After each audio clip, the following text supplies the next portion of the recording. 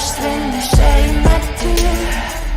A beautiful nightmare, the usual fanfare. My blood is 100 proof. May God have mercy on you, 'cause I'm wrong, you best go. I'm a criminal, so despicable, to me unthinkable. And then it feels good to be a criminal, so despicable, to me unthinkable. And then it feels good to be good.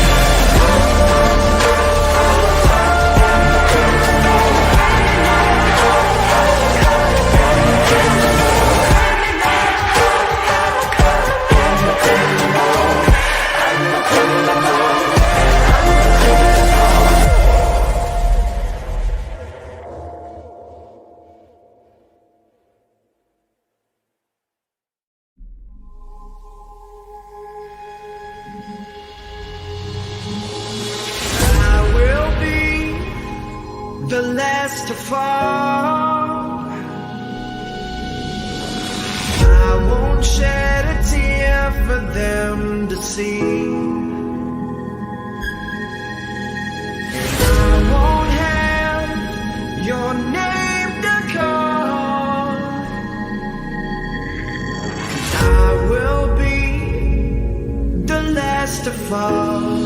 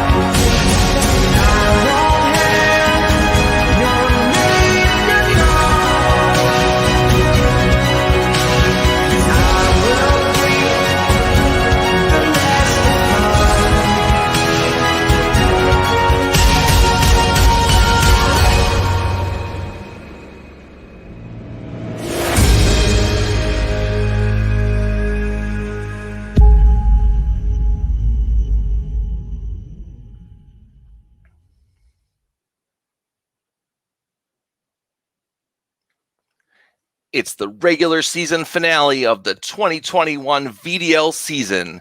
Tonight, the top players in the Virtual Diplomacy League have their final chance to qualify or improve their seeding for next month's championship game. Spots are available on the top board are basically down to 2. Will our competitors lay it all out on the line tonight for the results they need, or will they curse at missed opportunities from earlier in the season? We are about to find out. It's time for the 2021 finale of League Night. Now there ain't nothing to it. Go ahead and bring a lot on. Ain't no giant, I ain't gon' fire on. Catch a fade, you I'm wrong, I'm gone. Y'all can catch the wave that I am on. I am icon, y'all are wide wrong. Think that I'm a reconcile bonds. Here ain't nothing to it though. This is on me, ain't got much to do with who you know. Keeping it true to form 10 L's into a milli though. But they already knew that those farewell to your opinions. Know that he is something. This is all me, ain't got much to do with who you know. Yeah, keeping it true to form, but they already knew that though. Here we go. I'ma show you who I am unbreakable. I'm a big gun, but still watch me escape. Good evening and welcome. This is Kevin O'Kelly, your host for this season's finale of the League Night broadcast. I am joined by two of the most venerable DBN personalities here. First, you may know him as our favorite musical diplomat and host of DBN's Deadline, David Hood. Hey, how's it going, Kevin? We are here. Tis the season to be jolly. And no jollier person in the diplomacy hobby than our other guest here tonight, the winner of the 2021 North American DipCon at Carnage last month, Adam Silverman. Great to be here, Kevin. So you do know something about the game, huh? Apparently, it turns it out. We like it. Well, congrats from all of us here at DBN. I'd like to think it's because of watching all of this great play that we've seen over the season on VDL, and we're going to get your take on one last round of games tonight. So we want to thank everyone for watching League Night coverage throughout the season. I want to give a shout out for those watching live tonight. Please join us in the Dip chat. We'll not be doing any polls tonight. Tonight's focus is on the games. We want to see who's going to make it to that top board. We are featuring 4 VDL games this season for the end of the season, and we are doing the final 2 games of the Tour of Britain to name the king or queen of English diplomacy. Before we do that, let's see on the coverage. What do we have as far as coverage coming up? Next week is the Virtual Diplomacy Championship. Last year it was called the Winter Classic for those of you who watched us before and maybe even participated. There we are. So we're getting to VDC. That is 3 rounds on Friday and 3 rounds on Saturday, depending on which time zones you're at. I believe it starts at like 1 a.m. Eastern time on Friday, the 17th. So plenty of chances to play diplomacy the next weekend. After that, the final event that you can qualify for the 2022 DBNI is Cascadia, which will be a face-to-face tournament on the outskirts of Vancouver, Canada. It's the weekend of January 29th and 30th. I believe, Adam, you've been there before. David, have you been there? I have never been to Cascadia. I sure want to, though. Excellent. Well, we'll see. And Adam, you were there a couple of years ago, right before the pandemic. Is that right? Yeah, it's a great tournament. Chris Byrd runs a great show. Excellent. All right, with those guys. So that is our next one, and we'll certainly have a couple more DBN events to plug. Any other upcoming tournaments after. I believe Denver is in March. That would be the next one after DBNI. But we'll get to Denver. We'll get all the details on those as we move on forward. Oh, and just so people are planning, we want to get 2022 DipCon will be in the Bay Area in California at the end of April or early May. Is Is that right? That's right. The last weekend of April, I think it's the 29th through May 1st. So that should be a good one. All right, we'll get that one. We didn't want to let that one go. Get that one on your calendars for when you're starting to book your flights for next season. As you see on the right-hand side of the chart here, we got our leagues. Sadly, VDL is ending tonight. The regular season ends tonight. We'll have a championship match at a time to be determined. See, Zach Moore was in the comments earlier. Maybe we can get some hint at when it might be. Maybe we have to check in with the players. So we'll run that by. The LFDV, the French league, wrapped up. We'll get to announce those results later tonight. And then Nexus is still ongoing. The November-December Speedboat League, I think, ends maybe Monday, Tuesday, or sometime early this week. So if you want to get a little diplomacy in before the holidays, you can get in. They also have a gunboat league and a press league, which starts rolling weeks, I believe, every 2 weeks. So you're never out on any chances to play. So let's get people involved. All right. So on to tonight. So this season, League Night has been innovative in coming up with different topics, like diplomacy. You're talking about stabs and supports and wins and losses. But Brian and Brandon and Wes Ketchum and his team of stats gurus have put together some talking points that we've gone through over the season. Here are some of the stats that you may have heard about as we've gone through the season, things that we'll mention during commentary, before matches, in the meta moment. Just bringing these back. We're not going to get into the details too much tonight, but these are items that we have heard throughout the season, and you'll see when we go through our players later tonight. This is what the results have made them successful players, and that's why their stats are up there. It's really changed on powers as well. We're going to have a little fun segment in a couple of minutes where Adam is going to also pat himself on the back for making a good prediction at the beginning of the year. Kevin, did we have 3 games with no Turkey, with no Germanys? That's a good question. And one extra one with Turkey. All right, we'll figure that out. There's got to be something. Brandon's in the chat. We'll blame. Usually, I get my systems are shutting down, and that's remarkable. If we've had 83 boards or 82 or so boards in VDL across the whole season, that's absolutely incredible. And these are from the beginning of last season. Okay. Well, yeah, this is all of VDL. It doesn't include any of the tournament games. I know some of the stats team has dived into those details separately, but that's just incredible. That's just incredible. We've covered them all here on DBN. That's great. Yeah, we are loving what has come up. So these are items that we've gotten into. We've loved the stats. We're going to dive into this more. We've got the VDL Championship coming up in January and the DBNI in February. So we're going to have a lot more time to jump into these stats and discuss them. And when you see the top players in DBNI, you're going to be able to. There we go. Thank you, Brandon Fogel. Perfect. We knew we had a good reason for it. But you'll get to see some of these stats in action as we go for it. So my second favorite part of what League Night has done is our player interview. We have had a spotlight on mostly newer players to introduce them. Folks, unless you've met them on boards, if you've only played a board or two, 2020 DBN was different. We had a lot of old school diplomacy where you knew the names, you saw the personalities, on DBN in interviews and the such. So introducing new players to the wider hobby has been a great success. And I was lucky enough to sit down with Daniel Byrd, who's a VDL rookie this season and played in Weaselmoot. So definitely a Chicago favorite here. Let's hear from Daniel. And thanks from my favorite DBN host. I am pleased to be joined today by Daniel Byrd in today's Player Spotlight. Daniel, welcome.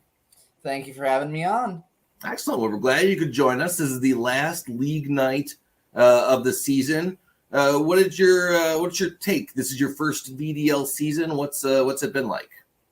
It's been a little bit challenging to get started. There's a lot to learn, but I'm making it. Each game I'm taking a little bit from each game I play and hoping to get better.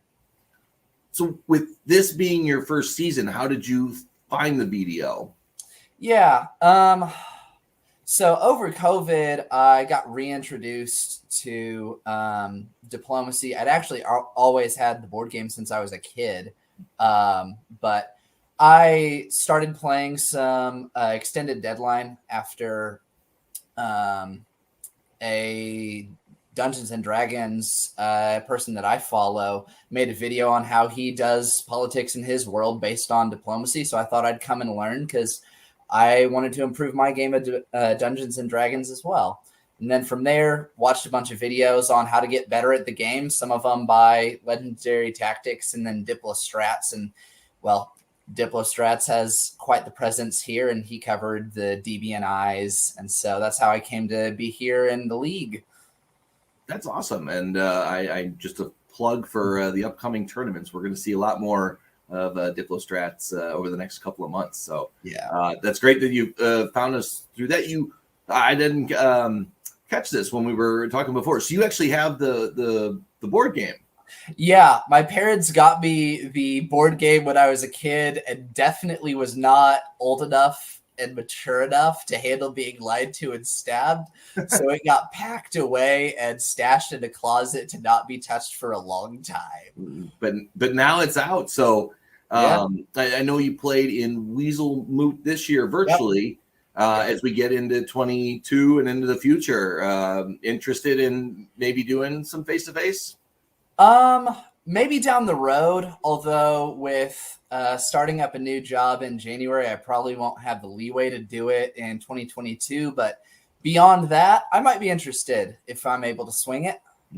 So the dynamic of remembering getting lied to as a kid hasn't pulled over from the virtual game yet, right? I mean, I've been lied to plenty of times, but I've gotten to the point where I can handle it and keep my cool a lot better than I could when I was like 10. What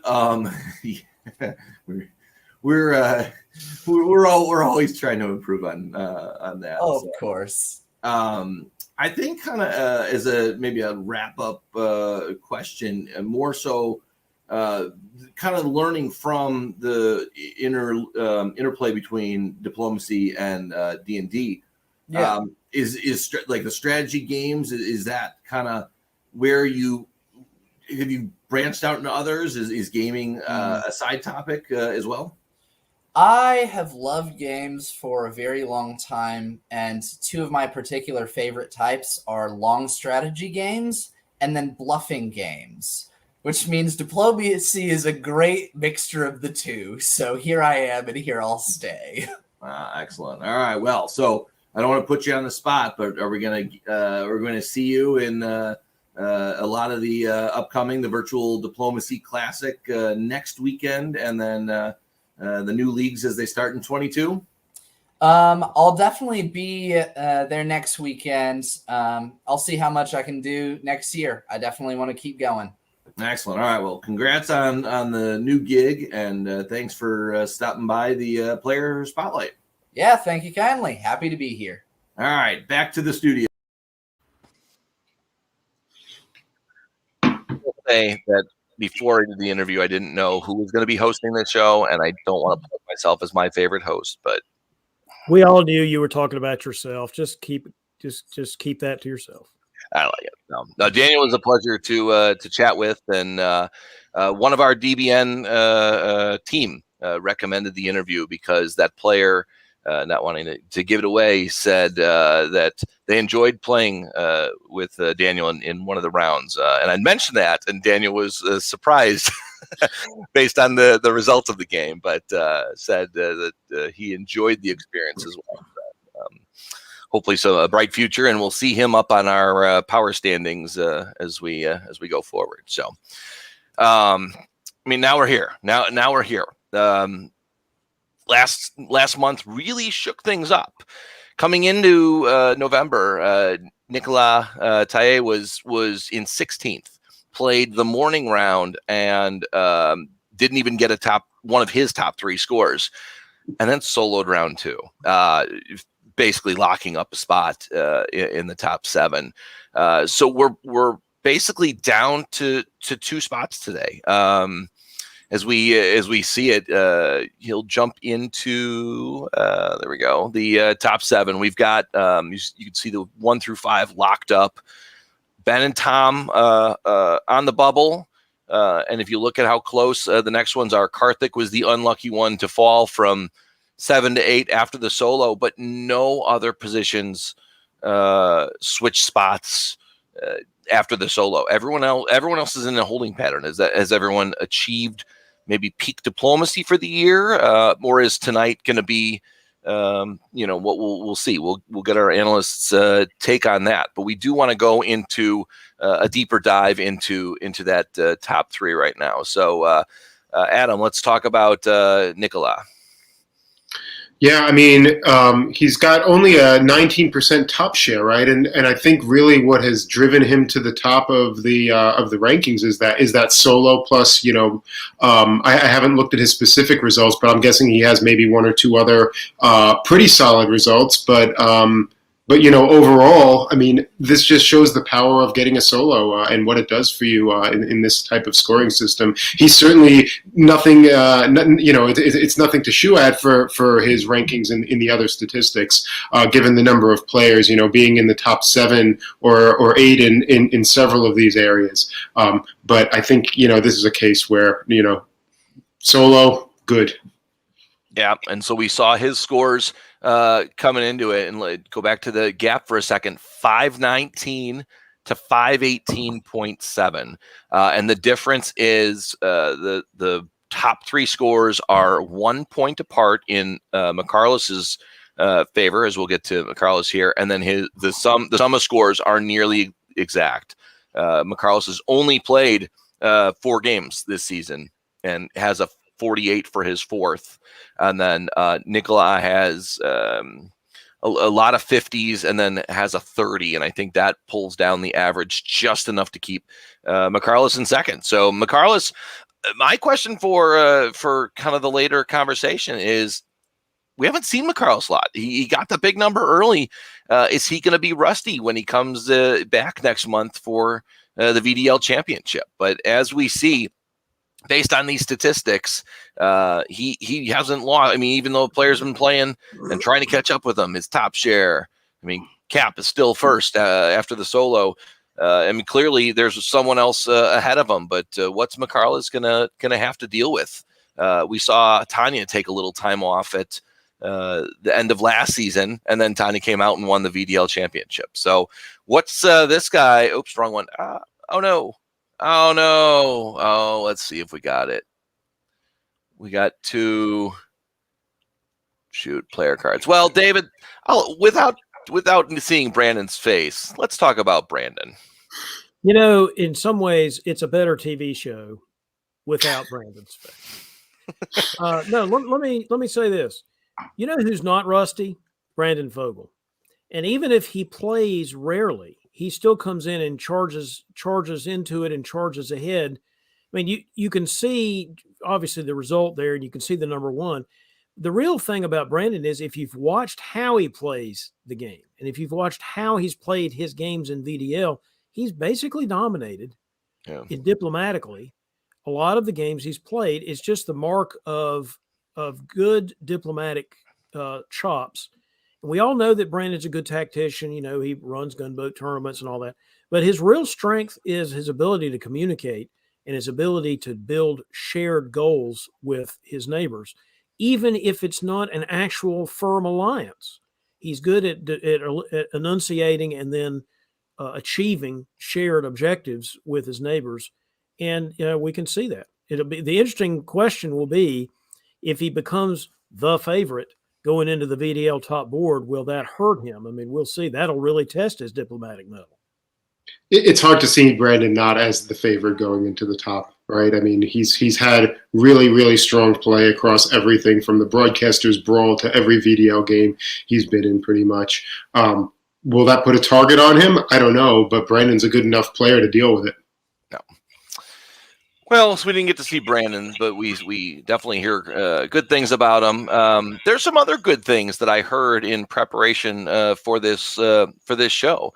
I'd like to take everyone back to March of let's see if we get there we go. March of 2021. Going to take out our crystal ball a little bit. I'm going to start in order as I see it on my screen. Adam, why don't you kick us off? Do you have any predictions about what we'll see in the 2021 season of league play for diplomacy? We've started to see some interesting trends in the games over the past year in VDL. And one of those trends, which is going to continue this year, is the AI trend, taking out Turkey early. People don't like to see Turkey come out of the box. People are scared of it. People don't like to see these turkeys go back from 2 centers up to topping the board in the mid game. We're going to see the trend of AI working together early in the game, killing Turkey. It's not going to be a good season for the Turks. And Karthik, I'm going to have you go next. How do you feel about that prediction? Sure, I take the exact opposite stance. I think the age of the AAR is over. I think people are realizing very quickly that this ends up in an unfavorable situation that is like just a morass that is unable to be resolved, where FG or EF, whatever comes out from the West, ends up winning. I think Eastern powers are going to realize that they may want to work with the Turk rather than against it. And suddenly we'll see the rise of the Turk in 2021. Corey, how about you? What's your take on this situation? Well, I also have an alliance take, but I think you guys may all be wrong. I think with everything shifting and people willing to try new things, I think that they're willing to kind of reach out there and try something new. I think we might be seeing the season of the witches.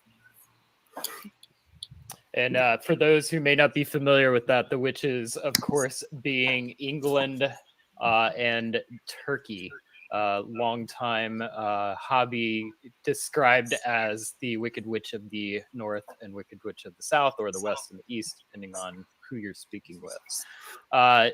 David, how about you? What are your predictions? My prediction is that everyone who just gave predictions is probably right. This is my prediction. We have lots of new people entering league play, the VDL and the Tour of Britain and the APL and the French league. We've got a variety of players that were not playing last season. I think we're going to see a lot of variety actually between what happens. And I think the prevailing meta or the prevailing ethic may not hold for people who don't know that's the prevailing meta or prevailing ethic. So I think you're going to see some AIs versus T. I think you're going to see some ITs versus A. I think you're going to see some RTs versus AI. I think you're going to see a few Astro Turks thrown in. And I absolutely agree that that the Wicked Witch of the West and the Wicked Witch of the East may have some pretty good games. You may hear those phrases again in tonight's coverage. That's why we have you guys back on tonight. Pretty good predictions. Well, we have had a lot of variety this season. If you just go back and look, for those that haven't been following it closely, you might want to go back and look at some of the game coverage. We've had some very interesting things tried out, and it wasn't just always AI or killing the Turk or whatever. That's not what happened in this season of VDL. And we've seen a lot of Turkish. So the best part about tonight is there might be some foreshadowing with that video. So, all right. So I was hoping to be able to dog you guys a little bit. Oh, we get to tonight's first match. Other than we're waiting for top 7, any storylines? 8 of the top 10 are playing, and there's a bit of a gap in that 10 through 14 range. Even though their players are close, they're not playing tonight. What do we think coming in for shaking them up? Are we going to see some changes, or are the top 7 going to move on? I think we're likely to see a change. That'd be my guess. The thing about it is, if you've only got one game to turn things around, everyone else knows that too. It's really going to be hard to accomplish. I mean, if you really wanted to change your position from 15th to 7th to 5th or whatever, it probably shouldn't wait till the last game. I mean, in other words, that move would have already had to start being made. So I don't know that we're going to see tremendous shakeup tonight, but it wouldn't surprise me if we see somebody slip in and somebody slip out. I mean, as you said, a lot of the people in contention are playing. Yeah, I agree with David. I think it is really challenging, at this point in the season to change things a lot. And even thinking about it in a tournament in the round before getting into the top board, that you have some people really pushing desperately, people who are on the cusp, they're going for that big result, but the other folks on the board know that too. There's also a dynamic to potentially in play. If you have 8 of the top 10 players playing, some of them are going to be on boards together. How are they going to work with each other or not work with each other? Especially in that sort of bubble region between like 5th and 10th place, those folks going to say, I'm going to try to find an ally on the other side of the board, or find somebody who's not within that range, who I'm not competing with, to get on the top board to work with. What's that dynamic going to play with the folks who are not in contention? How are they going to feel about it? So that's what I'm looking for. I think it creates some pretty interesting board dynamics potentially. Yep. And the point you brought up about people who are not in contention, there are going to be some players today who I'm sure are not in contention to get into the top 7. For them, this is a regular game of diplomacy, and they're trying to improve their own position. And the good diplomats will figure out whose motivations are what and try to use those to their advantage. Yeah, with numbers 6 and 7 both being below a total solo score, anyone who plays today is in contention. And my goal is to see a push for a solo, whether it's someone who's close to the top 7 or someone who has no shot of getting in without it. That's what I'm hoping to see tonight. We took a poll. That's the other video I was trying to find earlier, of how many solos would there be this season after McCarles pulled it off in week or a month 2. There was a lot of people who said 0 and a few that said 1, and we got 2 more. So why not number 3? So with that, let's get to it.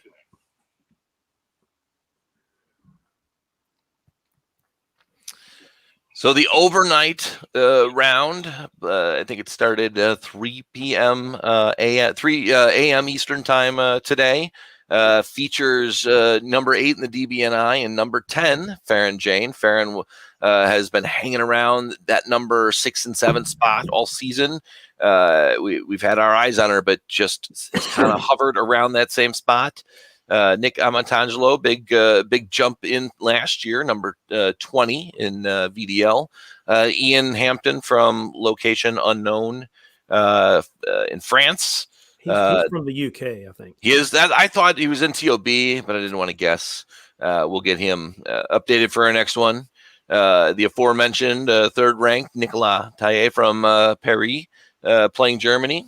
Eskil Samblom. Eskil was up closer and then had a couple of lesser results, and so the average score has dropped him.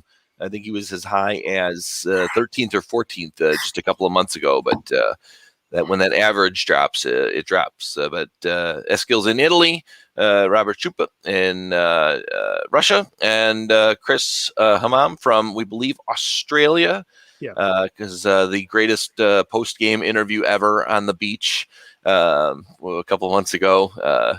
Chris is in Turkey tonight. So, all right, let's fire this up and go to the map. So we'll keep it moving tonight. Call out great moves and great strategy. When you see something shift, let's call that out. So in the start, so with in this board, we're looking for Farron in Austria as needing to make the biggest move, and Nicolas possibly even having a chance to take number 1, with Nicolas' number 2 and number 3 scores being lower. A really good result tonight could push him closer to Brandon. So let's see what the Central Powers do. If I can hit orders in the box, let's roll. Let's talk about interesting openings. Is this the typical? I see 2 things that I think immediately strike my eye. One is the Munich to Tyrolia move. I think that happens most of the time when Germany thinks Italy's moving to Tyrolia and really doesn't want them there. It's kind of unusual for Germany to actually want to be in Tyrolia in spring 1901, but you never know. The other really interesting thing to me is that bounce in Armenia, which is certainly very indicative of Russia and Turkey being on the same page or worrying about an AI, giving Turkey the opportunity to pull their fleet out while still keeping the Black Sea empty. Just one other comment would be the French opening, which is essentially the 3 center opening, where they don't go to Burgundy but they go to Picardy. That is sometimes a harbinger of friendship with Germany. It's usually a harbinger of, I'm just going to get neutral stuff and make my decisions later. Is there, when this happens, and I know we've seen a lot more of this because of the meta stats, going to Picardy means you're probably on the same page as Italy. We've seen a lot of French, Italian kind of DMZ this season.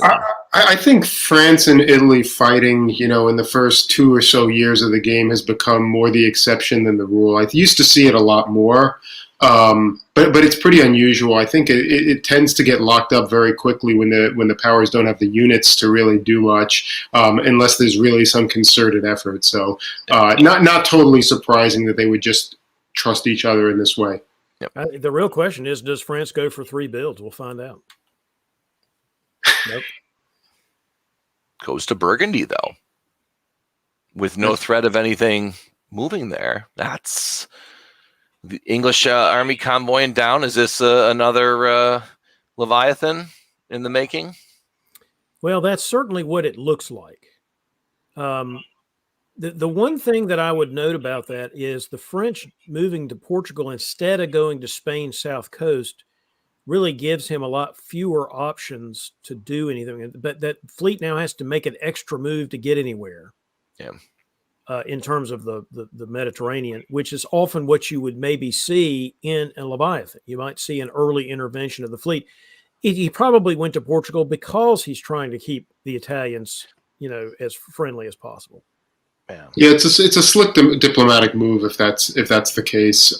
What's disappointing to me is to see that German unit in Tyrolia just holding. There's so many interesting things you could potentially do now that you're there, including just pulling back into Munich, I guess. But always hate to see that.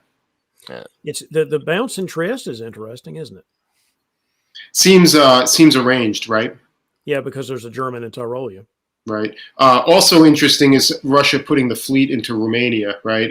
In this kind of situation where it really looks like an RT, it's pretty unusual to see that. It makes you wonder if there's some kind of RAT, but with Austria and Italy seeming to be on the same page, I think the things have not really worked themselves out in that front yet. And we're going to see some changes next year. Yeah, if I were Turkey, I would not like the fleet going to Romania unless we've already talked it through and we know we're going to kill it there, so it can be rebuilt as an army. No, and Warsaw held as well. True. All right. Well, you're getting the southern. Oh boy. Oh boy. It's not being killed. Okay. Things are becoming very clear at this point. Oh. Yeah, I've got to say personally, I don't like the second fleet build in the south for Russia in 1902. I think it's really unflexible. It's you're showing your hand, which is potentially okay, but it really creates lack of flexibility later. And if Austria does get a better deal, there's not a lot you can do about it. It's also actually not your best move against the Turks. Better to put an army there, right? Go around the back there and go to Armenia. Yeah. Yeah, especially if they're putting a fleet down in Smyrna. Actually, they've got nothing on the Black Sea anyway. You don't need the extra fleet. Yeah, you can't be sure that that's what's going to happen, but he was probably pretty sure that was going to happen. So all the fleet does is tip your hand and actually not get you what you want. Yep. So who does this favor the most? Who's going to? Usually, it's not the one or the other it's facing. Is Farron going to come away with? An easier path in the center here? I think it's lovely for Farron, actually. And then lovely, except there's still a German in Tyrolia. But we'll see what that means. Germany's going to have their own issues, though, very likely. Yeah. You mean with an English army, and now there's another English army in London? It certainly doesn't look favorable for them, right? I mean, it certainly is very EF looking. Yeah, Fleet Breast, maybe. No, No. South. No. But is it Tripoli? It looks kind of Tripoli now, It's doesn't it? actually fairly Tripoli now. Although, again, if you're going to do that, then go ahead and move Spain. You can explain that to the Italians. But if the fleet had been in Spain to begin with, he'd already be in Western Med or Leon. I'm having trouble seeing what these orders down south were. Doing the same here. The Austrians supported Ione to the Aegean. I see. Supported Tunis to Greece. Oh wow. Okay. He tried to convoy Tunis. No, but Tunis tried to convoy Tunis to Greece, but Tunis held. Is that no? The Turk tried to support that. I see, but it wasn't. But it wasn't happen. Yeah, we're seeing a little negotiation orders here. Yeah, and then I can't tell where this one is. There's no green. Well, we'll see. Okay, but it looks like a whole lot of nothing happened. So yeah, and we see a bounce in Galicia, which is likely a range, though pretty inefficient decision to go that way. Okay. You know who's breathing a sigh of relief after spring of 02? Nicolas Taille. Yeah. And actually the same in the fall. Wow. Yeah. He gets Belgium out of it. And Norway? Did he get convoyed to Norway? No, the English got convoyed to Norway. Convoyed to Norway, and they took St. Pete with the army. I mean, this is... I see. This is very Tripoli. Yeah, Munich to Silesia. Yeah. Wow. And all Eskel can do is move to North Africa to hope that means something, which it doesn't. And they're piling on Turkey too. In this case, they're attacking. Let's run away. Okay. I mean, this is the kind of game that Turkey could do wonderfully in, though, right? Yeah. Well, I think we've talked about this before. One way to respond to Western Tripoli is to kill Turkey and use the builds that you get from it to help defend, because otherwise Turkey's behind you. If you can do it fast enough, it's absolutely. If you can do it fast, if you can do it fast enough. Although this doesn't look too slow to me. I mean, the two Turkish fleets are out of position to help much. Yeah, I mean, Ankara should go for sure now, right? So. Yep. So here's a little. Germany did not want the triple. And he was forced into it. But when that's what you're offered, I mean, I think that's I think you've got to diplomatically probably was forced into it here. Yeah. All right. So killing the Turk. Oh, that is still such a good guess by the Italians to bounce in Tuscany. That is a nice guess. Yep. And by the way, probably not the right move for France. Why not just guarantee Piedmont while you can? Support yourself to Piedmont is guaranteed, right? So, yeah. I mean, it's easy to say that in hindsight because it would have been awfully cool if the Tuscany thing worked. Yeah. But it would be because now with the fleet getting into Tyrrhenia, you can't be sure now that you can support yourself to Piedmont. I guess you can do a convoy. You could no, you still can't do that. So because he's not in Spain, he's in Gascony. How do you feel about the Russian orders here? The self-bounce in Livonia on one hand feels very inefficient. It feels, but on the other hand, I mean, it's certainly understandable why you would want to do that. I am not always against self-bounces. Somebody said that one time, and it's not true. Sometimes self-bounces are the right move. This might be the right one because now you have prevented the leaving of Warsaw. We didn't really want to leave there. I mean, the interesting question is because now, from Galicia, you can be supported in Warsaw and you're not going to lose Moscow. It basically guaranteed that he wasn't going to be, or not guaranteed, but pretty well guaranteed he wasn't going to lose anything in 03 up there. So I liked that move. That was good. The alternative isn't really any different, right? Because these moves are by Germany and England are kind of obvious. And so if you send one to Livonia, you're going to end up with the same end position. You mean like support yourself to Livonia and then support yourself back to Warsaw or something like that? Well, I don't know about supporting yourself to Warsaw, but maybe moving Moscow to Livonia and moving Warsaw to. That's great unless you get outgassed and the English get into Moscow. Why take the risk? Absolutely, you're absolutely right, David.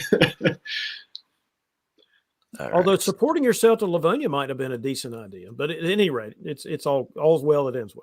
That's so we're gonna see Galicia support Warsaw, or is this just going to be Is there a diplomat? If Farron needs a board top and you're running against a triple, what's your?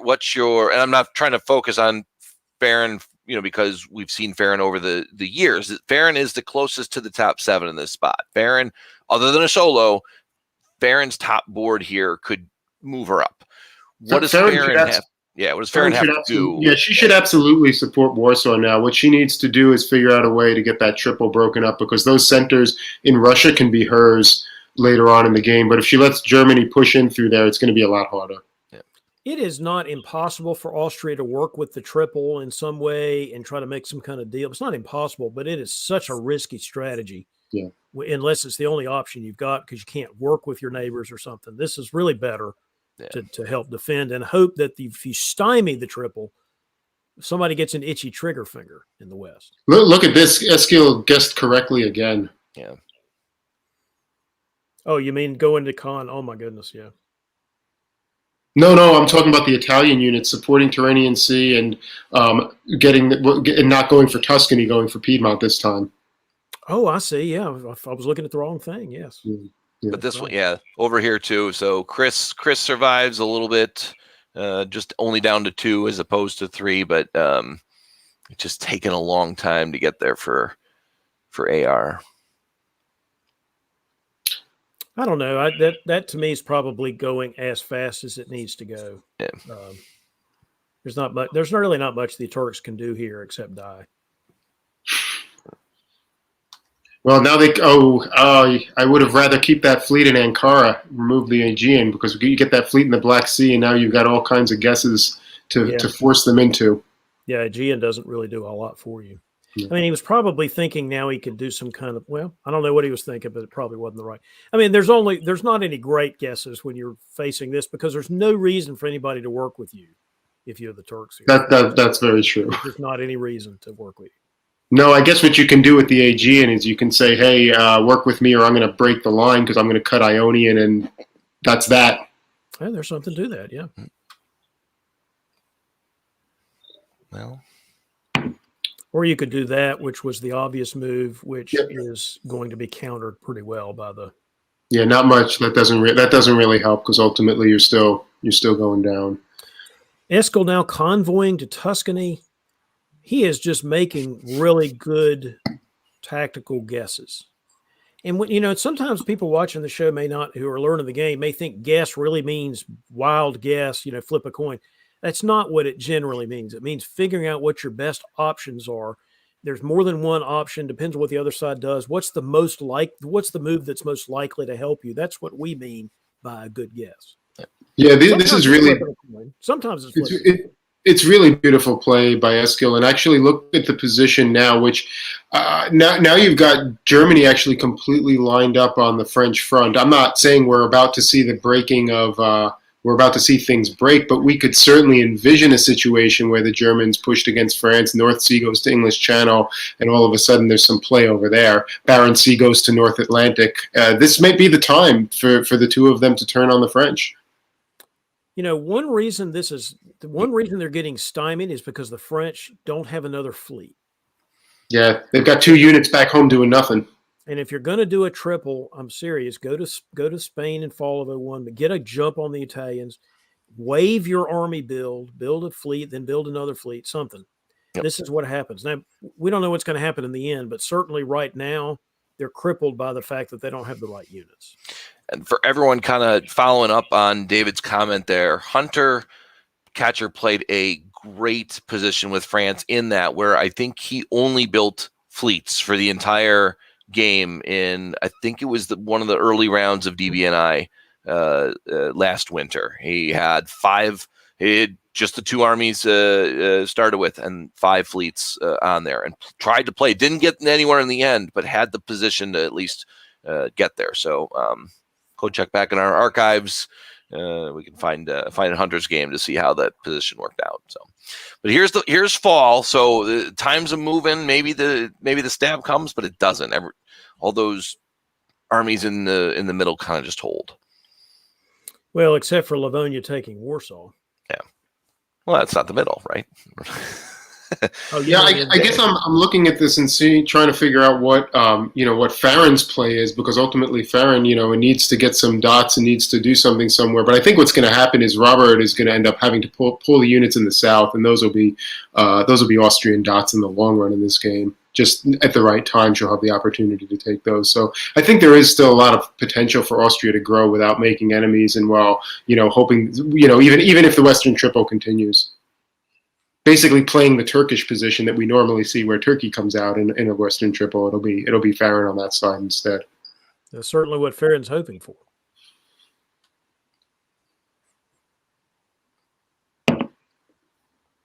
The army has to feel good for France, maybe. Not worried about the stab. You mean the army from the English? Yeah, for sure.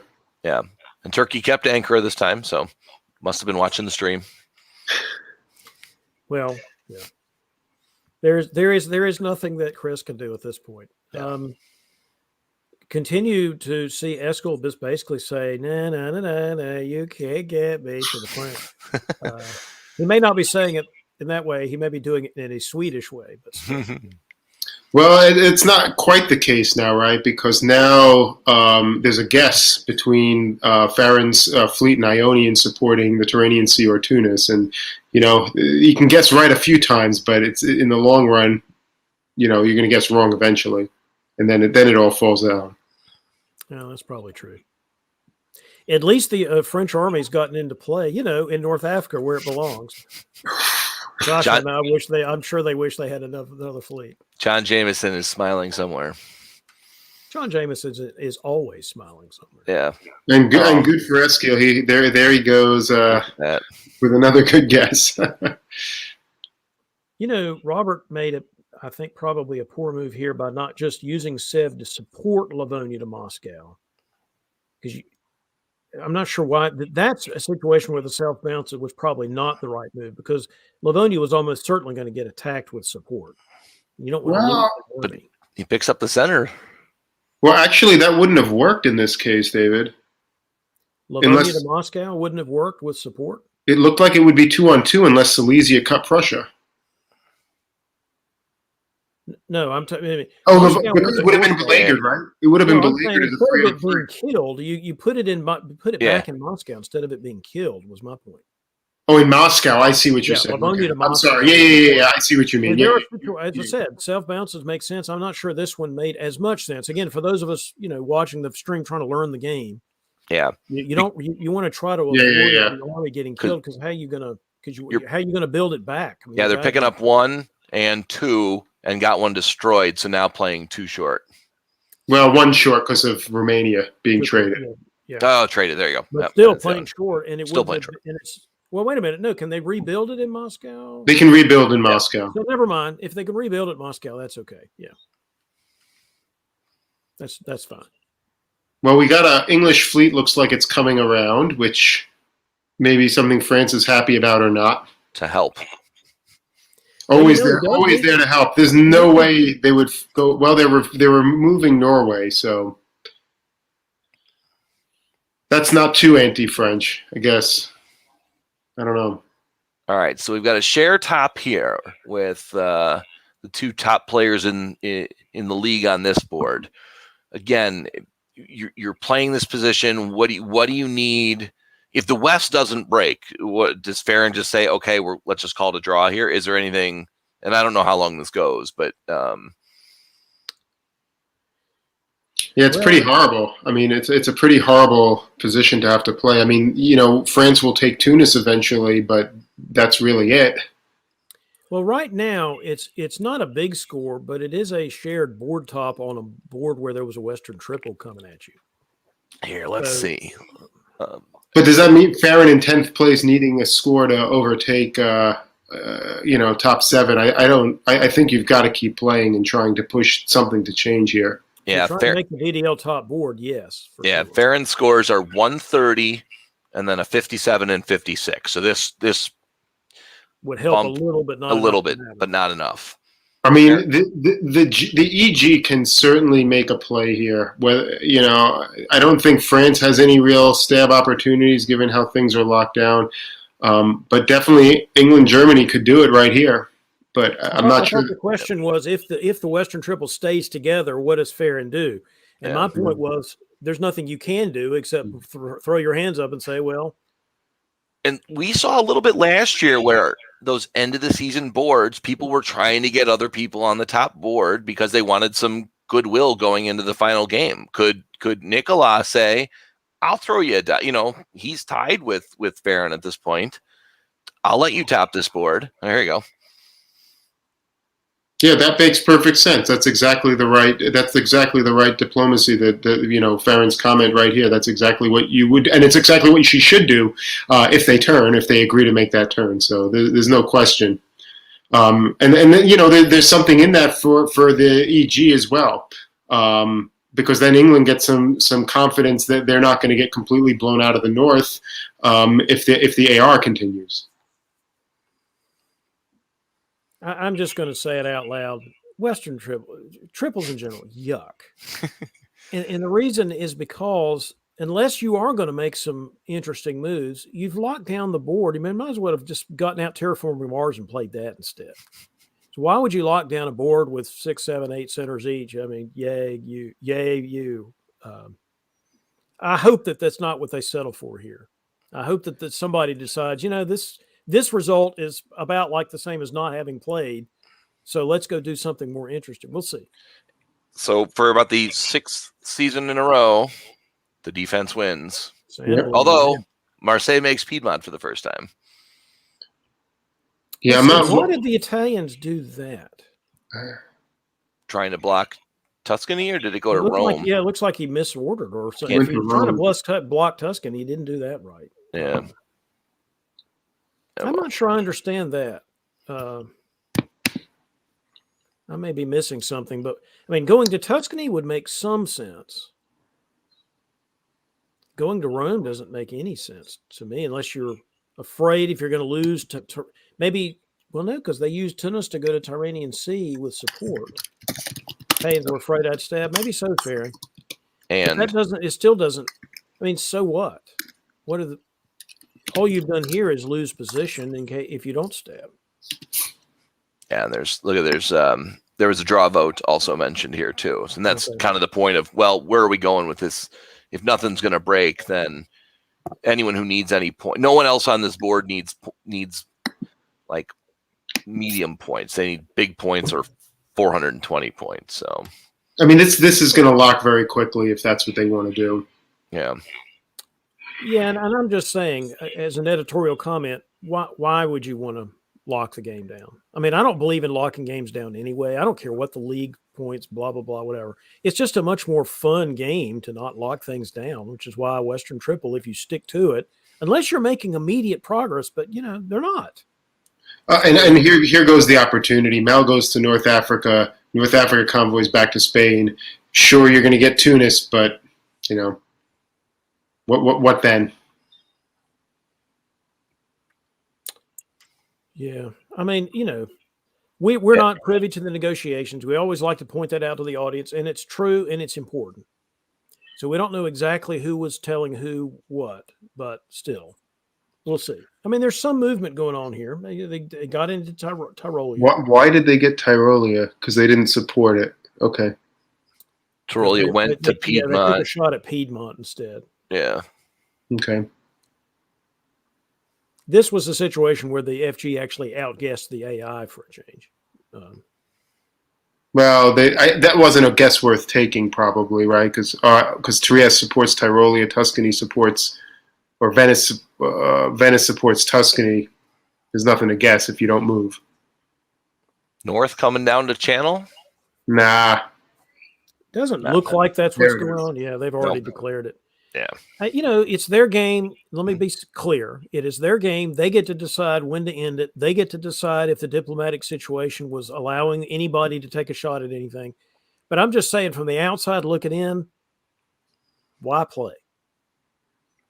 Games play this way sometimes. I mean, this is the way it goes, and it's easy from the outside looking in. It's a lot harder in the game to be making those kinds of game-breaking decisions. Would have loved to see it.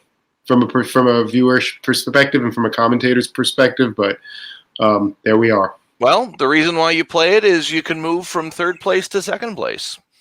Nicolas had just enough to bump up the average score. His third before today was 57, so he gained the extra point for, I think it was, the map. He had 58 in this one, so he was short by 0.3, and now he gained the 1 and gained a higher power. So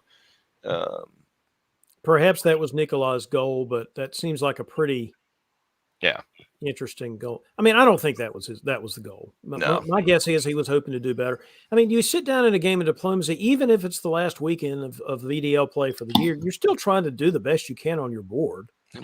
I mean, it's more fun to do that. And Farron ends up with 284.5, which gained an extra 10 points, it looked like. 277. But she won't be in the dance. So thank you, Farron, for a good season. Still ranked number 8 in DBNI, so we will certainly be seeing Farron in February, just not January. So, all right. So that's where we stand as of the morning rounds. We had 2 games this afternoon. The first of which features our number 1, and one of our challengers. So really good board. We have Daniel Byrd from our interview playing Austria. Saren, who again at number 5 might be able to move to number 4. I think Saren was battling Morgante kind of for 3rd and 4th, and now it's for 4th and 5th because of last month's solo. Christian Brown, who's been playing well in Chicago with us, is in France. Number 6, Ben Kelman, trying to hold on to his seat while also celebrating the Big Ten football champions last week.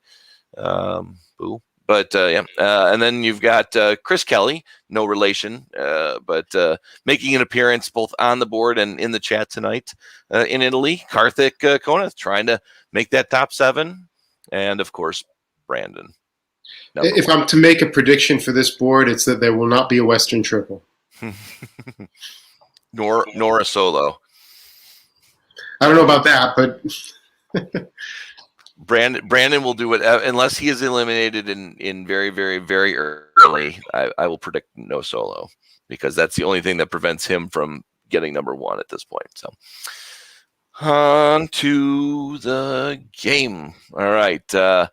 Brandon doesn't play this bounce in Armenia. He's old school, but didn't go Sunstrom here. So he's playing this one to survive, I think.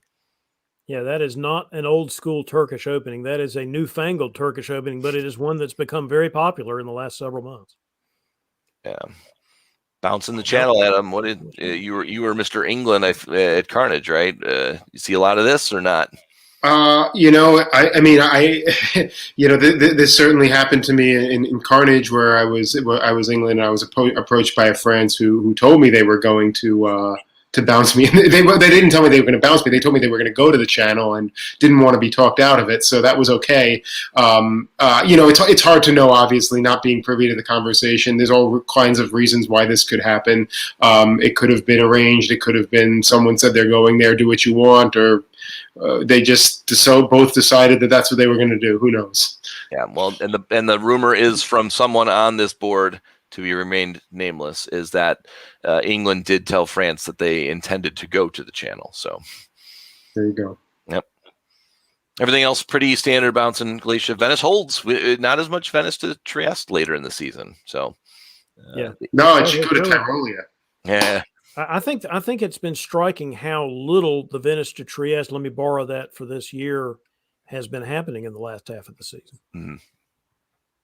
Wow, this is super interesting. Actually, the Western moves are really, really interesting.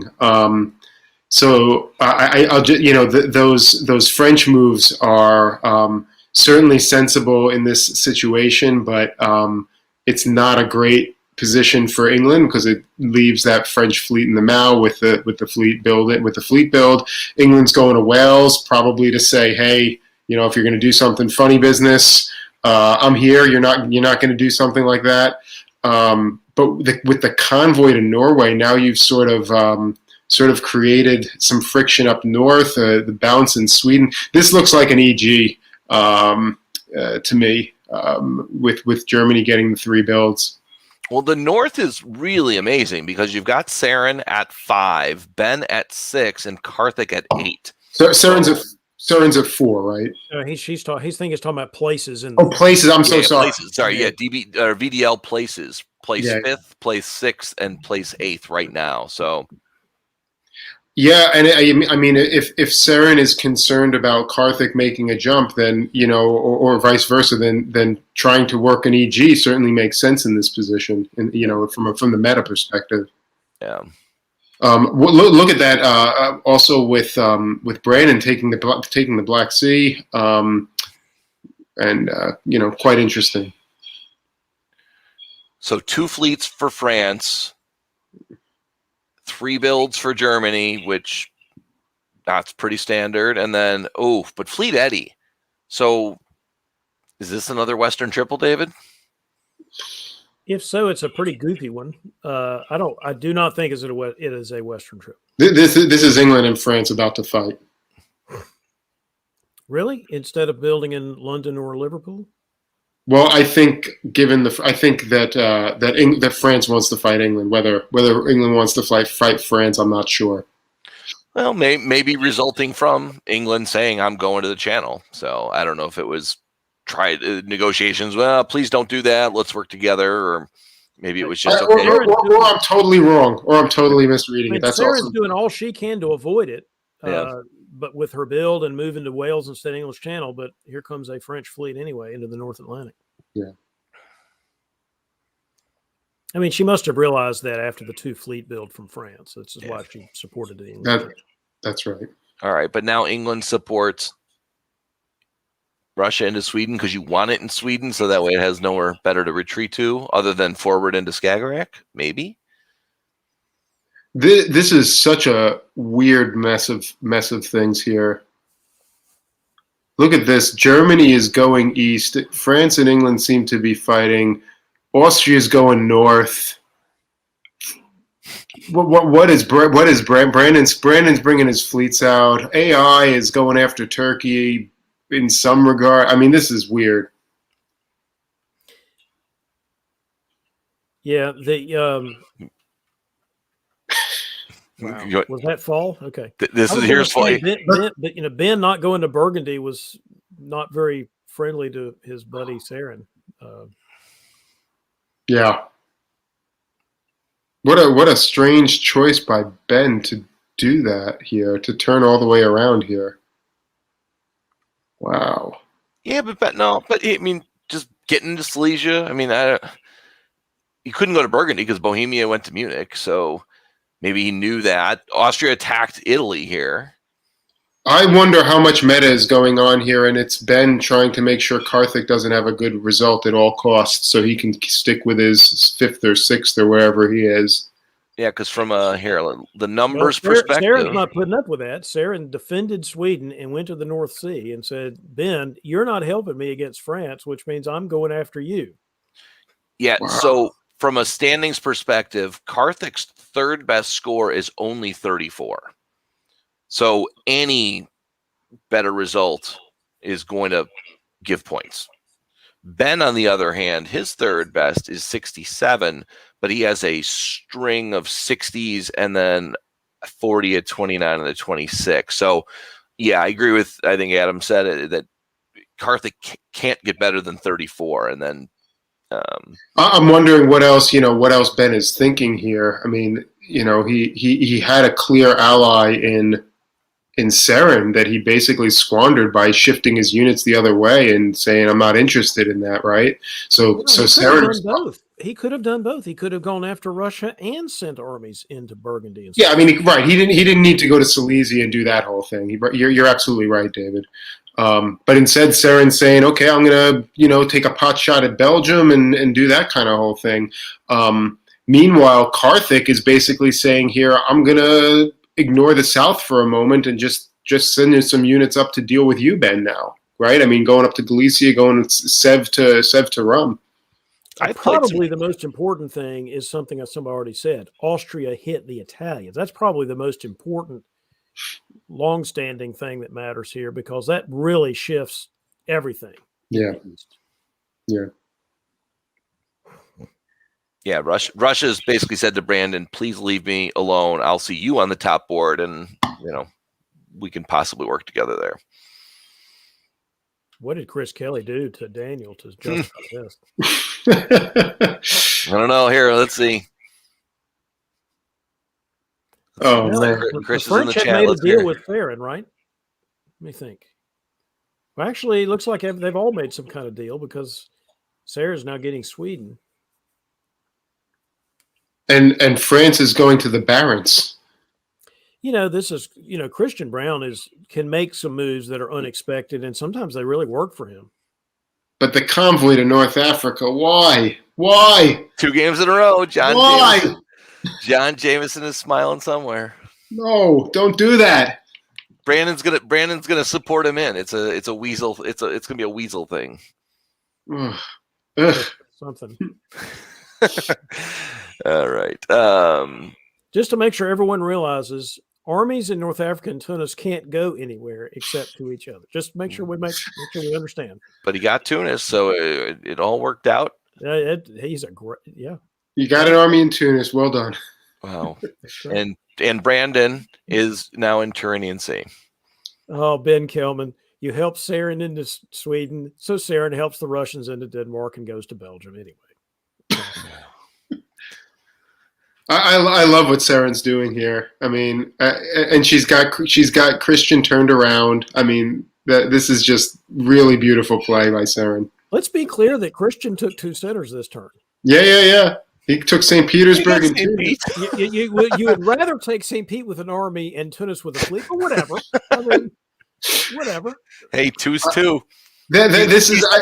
This is just a beautiful play and a beautiful position for Saren right now. I just can't get over how good this position is. When she was getting attacked by 3 French fleets at one point in this game, and now, she's really sitting pretty.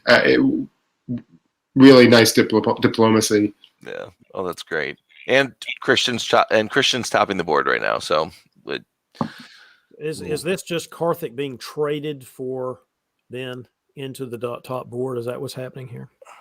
Well, I think Ben did it to himself, though. I think Ben made some poor choices early in the game. And again, not being privy to the diplomacy, I might be being a little harsh saying that.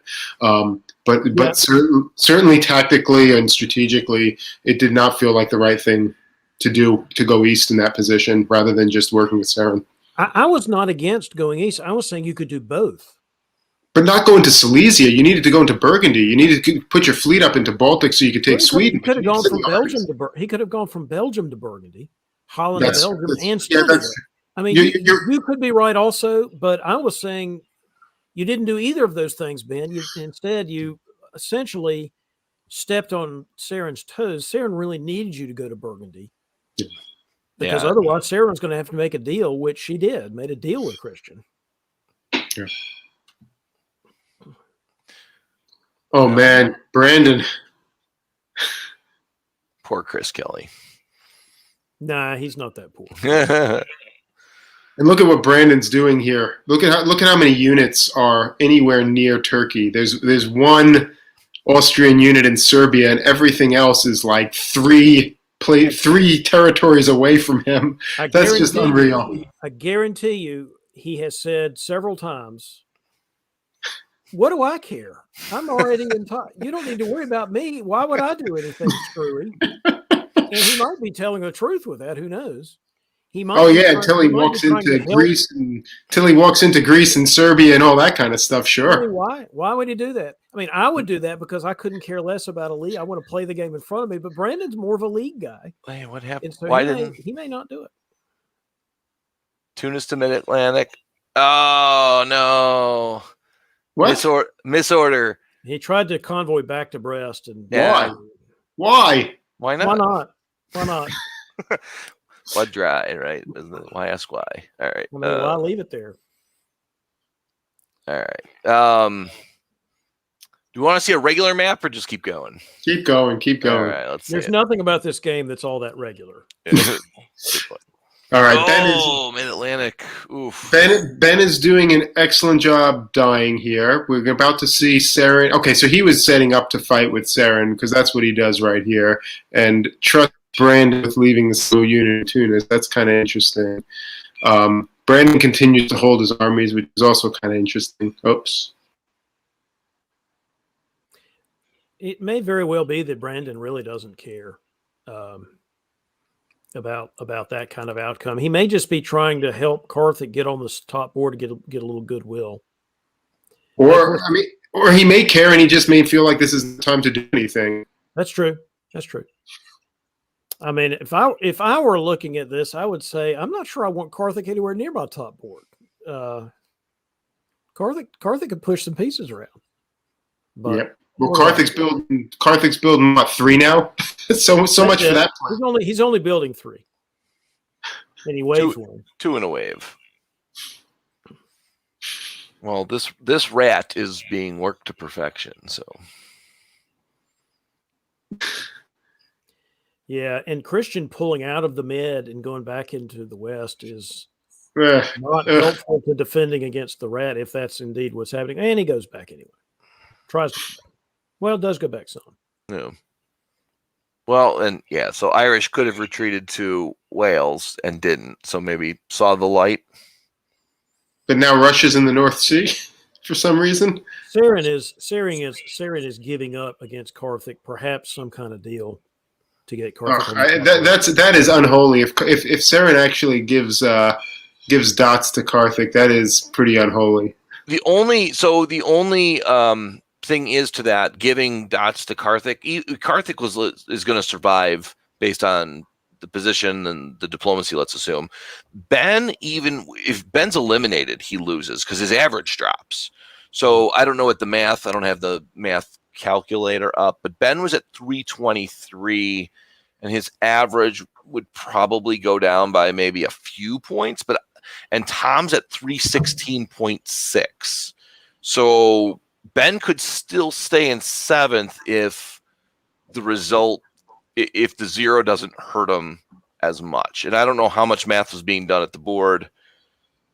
But again, I'm all for Carthage playing this out and trying to get as many dots as possible. But let's see what happens. Yeah, and Ben, so the back channel is saying that even with no units in Fall 05, Ben was still negotiating, trying to get Munich. Good for him. Good for him. That's what he should be doing. Yeah. Yep. Absolutely. Oh, and so Ben did know in spring 05 that if he was eliminated, he would fall below Tom. So that was without I see. moving out. So this was arranged to convoy Saren back into Belgium. Okay. Interesting. I don't know that I would give up North Sea as England to do that, but sure, why not? It may well be that Saren has decided that Carthage's going to have a good score. That's just the way it's going to be. And again, if they were all doing them, Carthage's topping the board here. So again, Brandon just needed a non-solo because a solo from anyone else below him really couldn't pass him except for anyone from 420. I mean, I would imagine that unless I don't know how big a score that Carthage needs, but I would imagine this is sort of just winding itself down at this stage. Yeah. All right. So +1, another fleet Smyrna. Yeah. Carthage didn't even build. He waived it. Really? Huh. And he's got 2, and he's already got 1 in the bag, doesn't he? Well, I think that is the one in the bag from last time. I don't think he picked up anything. I see. Yeah. So he's still holding on to it. Well, they're moving. Munich takes Burgundy. If the deal was to give him a top score that improved his other score, they already had that, so they're continuing to play anyway. Well, now, all right, so England is attacking France. Maybe. Well, Russia. she has been attacking France. Well, I mean, but it wasn't because they were trying to stop maybe the West. Now maybe Saren realizes the West is or the East has told her, we're not going to attack you. We'll do it. Karthik is basically sitting on 3 English dots, though, which is really kind of strange, right? Yeah. So at this point, oh man, yeah, they're just killing everything of France at this point. Austria gets the build for it, though, so it's not even France getting the build. France, Karthik takes Norway. Yeah. What did England take then to go even? England took Paris. No, it didn't take Burgundy. Brest. Oh, Brest. That's right. Yeah.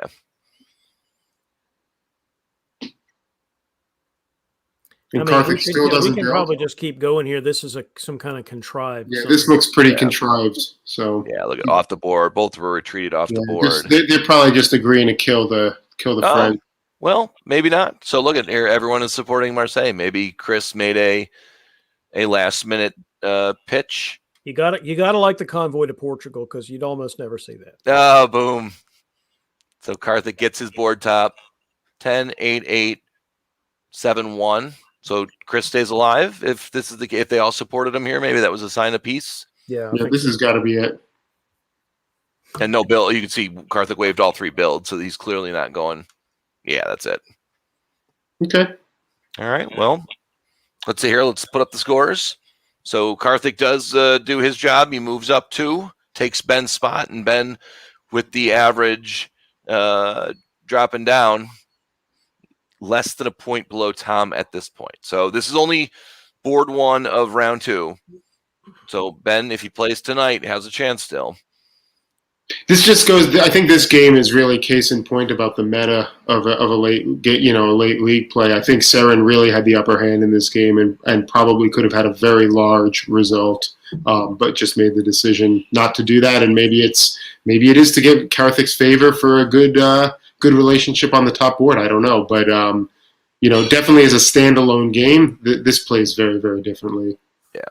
Well, I mean, specifically for Brandon, I mean, he sat back the entire time. Brandon as well. You're right. Both Seren and Brandon.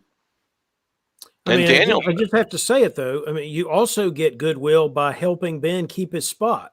Mm-hmm. So I don't know that this was going in what Seren's plan was. It could just be that could be that Ben didn't do what Seren needed Ben to do, and so she switched to Karthik. Oh, I fully agree, David. I wasn't suggesting that it came in with that intention. I think it developed over the course of the game. I agree with you entirely. And again, we're all speculating even with this, but I highly doubt there was an intention, at the start of the game. So did Seren say to Ben here, you're going to Burgundy, I get your center because I need it for whatever she needed. I would actually look at the Spring 01 moves is really the one. Spring 02 moves. Sorry, yeah. These are the moves where I really think that it was the wrong strategic choice on Ben's part, where Seren really needed him to make the immediate move to Picardy Burgundy, and it didn't happen. But maybe Seren had already made a decision. Look, she supported the Russians to Sweden already. Yeah. So maybe we're wrong about this, and Ben didn't do anything wrong. Seren just decided early on that it was going to be Karthik instead of Ben. Well, so if Ben survives, let's say Ben plays along, Karthik needed a top. If Ben survives, he doesn't drop as much. So was there any conversation? But it's against Ben's interest to help Karthik here. So he's in a tough spot. Yep. Again, for those that may be watching this and trying to learn the game, this is a different situation. This is a different animal than playing a straight up diplomacy game. Yeah. Playing a league is a different animal. So you just have to realize that, and don't take too many lessons from this to play in another context. Yeah. Well, if there wasn't a metagame going on in that last one, there's certainly not going to be any here, right? Right. Oh my. Yeah. So we've got Natty Schaefer, everyone's favorite from the master classes on the VWDC server. If you're not on the VWDC server, please click on the links below.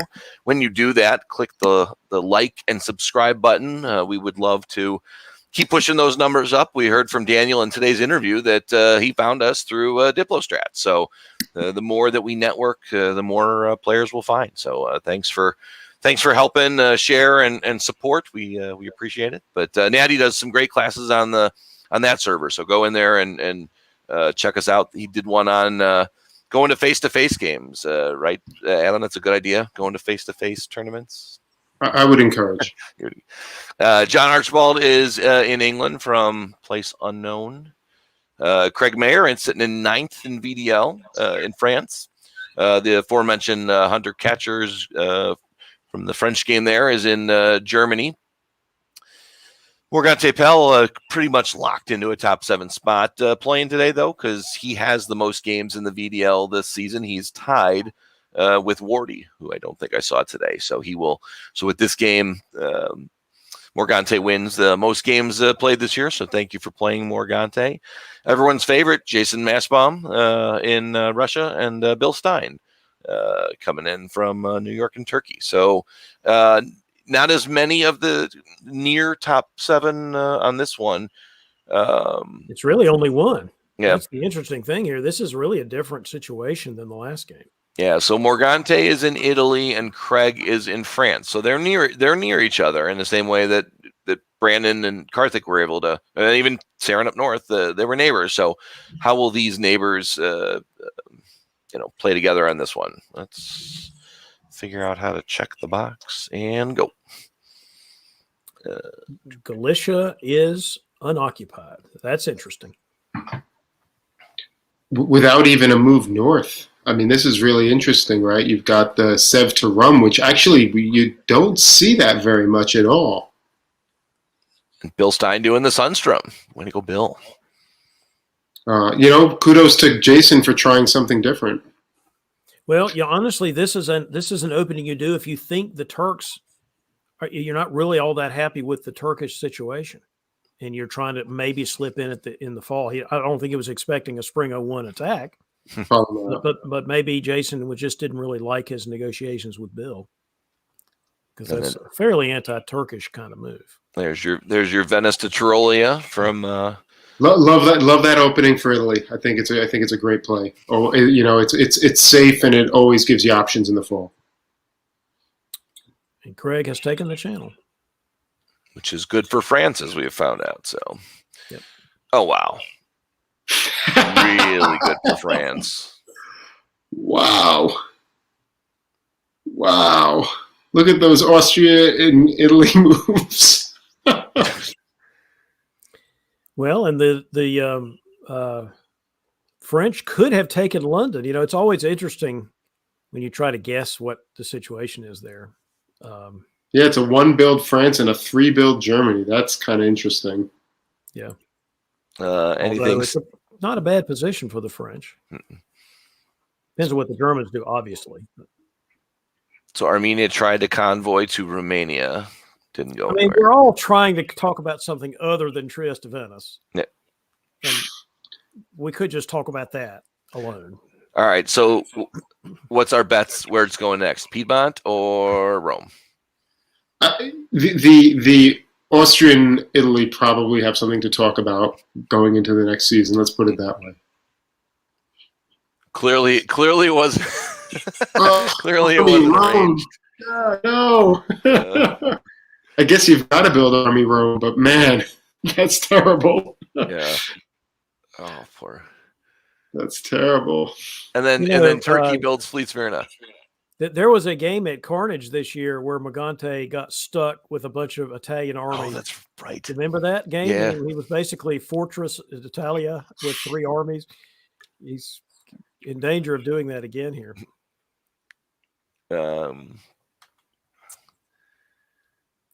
Let's see. I guess that answers the question of what the Germans are going to do. The answer is not move on France. Well, that's amazing that England, with France coming north, that England goes to Belgium. Again, it was agreed on, like last time, where hey, you go to Burgundy, I'll follow into Belgium. I think that John got snookered here by Hunter. Yeah. Yeah, it feels that way. I think Hunter and Craig are going to work together there. I think, wow, Jason talked the Turks out of the thing. Might have an AR. That'd be kind of fun. Yeah. Well, I mean, they've been friendly from the very beginning. Yeah. So it would make sense. And the move that the Russians made in Spring 01 is an AR move. When you put the army down to Sevastopol like that, that's an AR move. Yeah. And they're both Alliance players, Natty and Jason, so not hard to see that they could have agreed on DMC Glacia and then working together.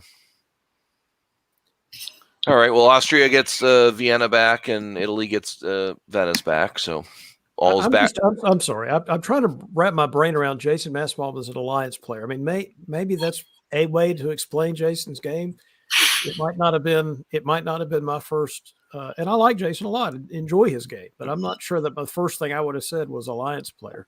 Maybe Natty, but 17-17. Maybe he's all right. Let's just call him a 17-17 player then. Anyone who's not willing to go for 18 at 17-17's got to be named something, right? Okay, we'll go with that.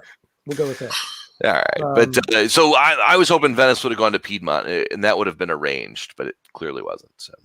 None of this was arranged because it just doesn't make any sense to have the Austrian army over there. And now Munich coming down to Tyrolia, which is awesome. Yeah, well, it's time for that because England's already on its last legs. Yeah. So it's time for the FG to pivot. But south, but I mean, Berlin could have been Silesia, Prussia here, right? One way or the other. Yeah. You know, it's also possible that the Germans are going to work with the Russians here. We'll see. What do you think? France builds a fleet in Marseille? I personally think that's too dangerous. There's too many German armies. Spain can come back to Gascony and all that, but I don't know. That's an awfully big, provocative. Yeah. Certainly provocative. Yeah. Well, he's getting two. He's getting Spain and getting Liverpool. So Fleet Marseille, Army Paris. Is that or you do Fleet Brest, Army Paris, or Fleet Army, Army Marseille, Fleet Brest, maybe? I don't know. I don't think I would. Well, I don't think I was going to say I don't think I would build Fleet Marseille, but that's what. Or you do that, yeah. Fleets. Oof. I mean, if he's sticking with Hunter, it does make sense. It gives you a lot of flexibility, and Hunter's not building this turn, so you don't have to worry about the army in the middle. Yeah. I think even if you're sticking with Hunter, you want to leave yourself some flexibility by not building Fleet Marseille, but we'll see. Well, maybe Tyrolia is there to go against Venice, not against Austria. Yeah. Nope. Bohemia.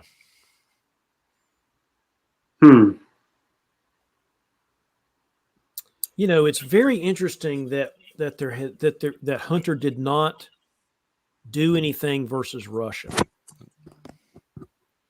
You know what I mean? Trying to be cagey about this. Jason, I'm not coming after you. I'm going to stab the French after the English are gone, is probably what he was trying to sell. And Jason said, "No, I don't think so." Well, the fleet St. Petersburg sort of immediately puts a wrench in the ability of FG to do exactly what they want to do, right? Yeah. Yes.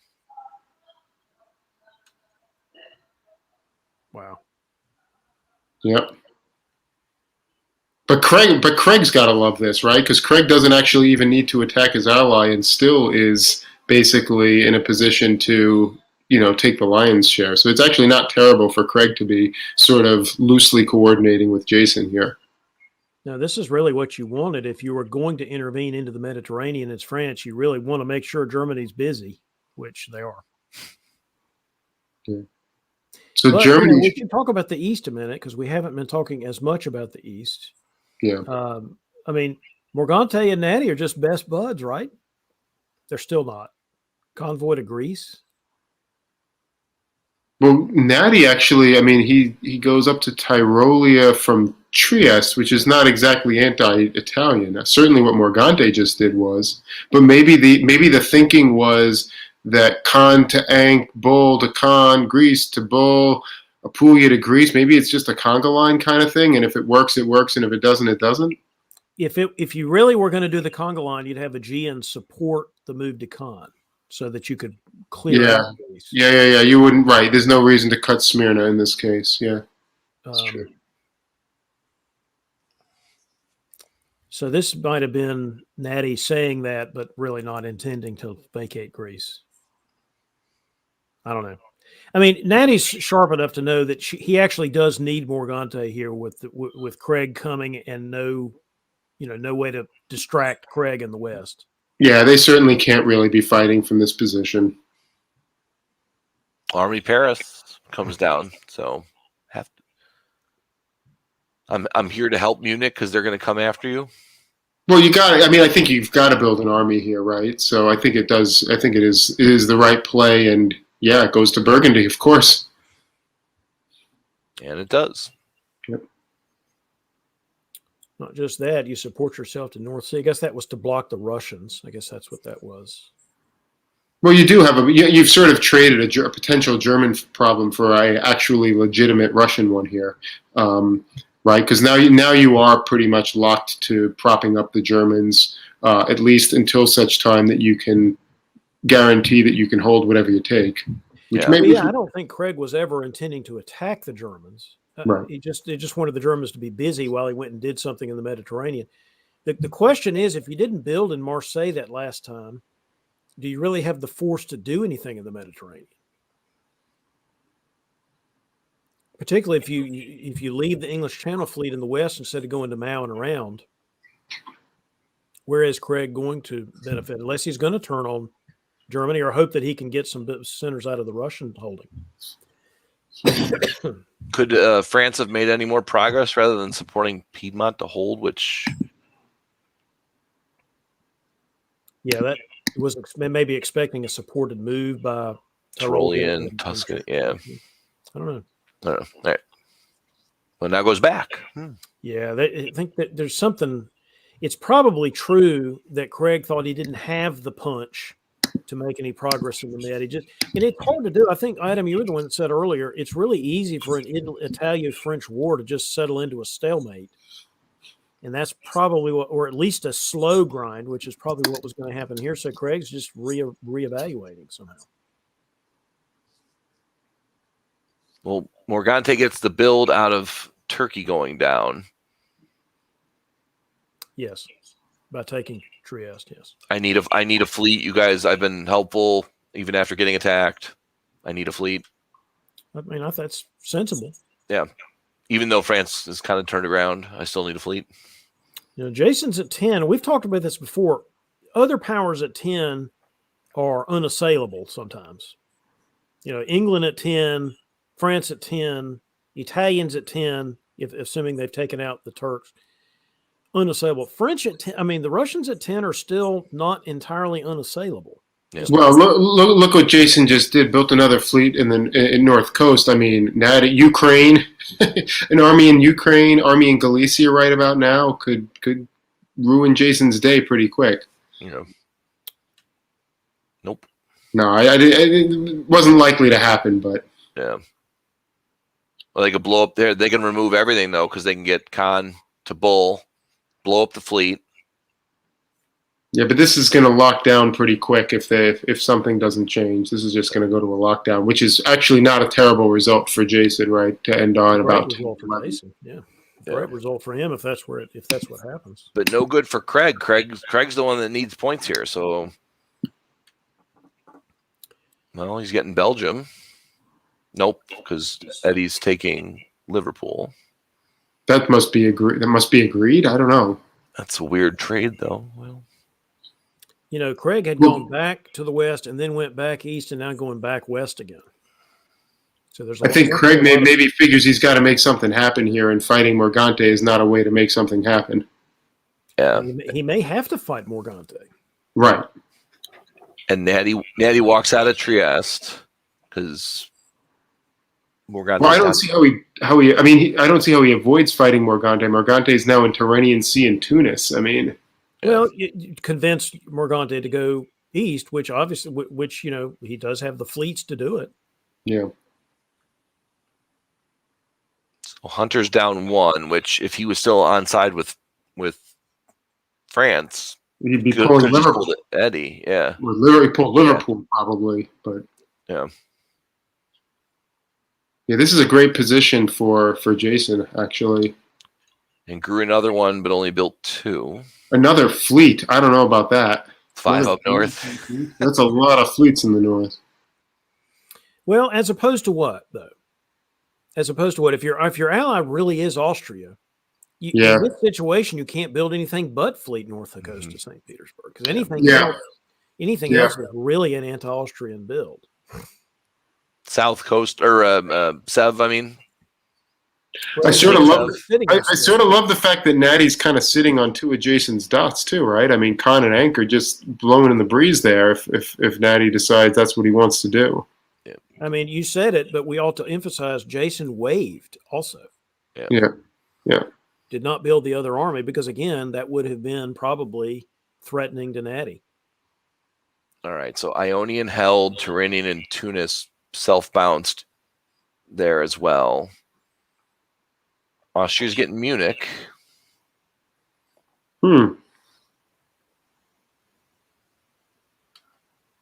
Second game in the row where the East gets the better of the West. You know, I think I talked about this several months ago. In the beginning of the season, the West was really beating up on the East pretty regularly. And that has not been happening tonight much. And the net effect of this is that the wave build goes to Morgante. Via Greece, via Khan. Interesting.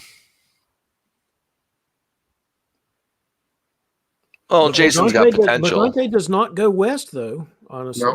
No. Another fleet. This is actually a really the last game to me was not fascinating. I'm sorry, but contrived endings are like whatever. This is actually a fascinating game.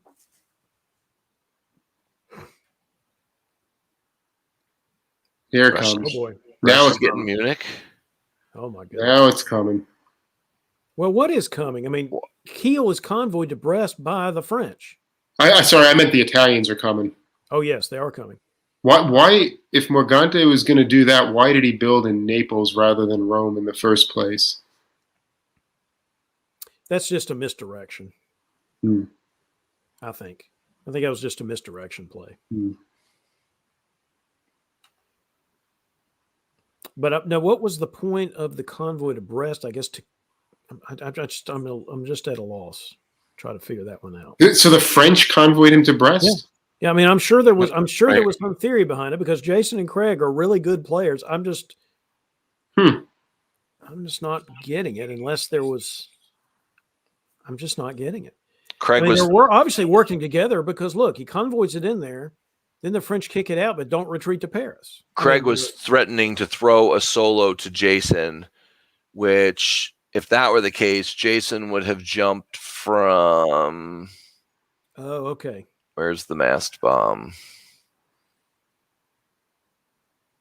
Where is he?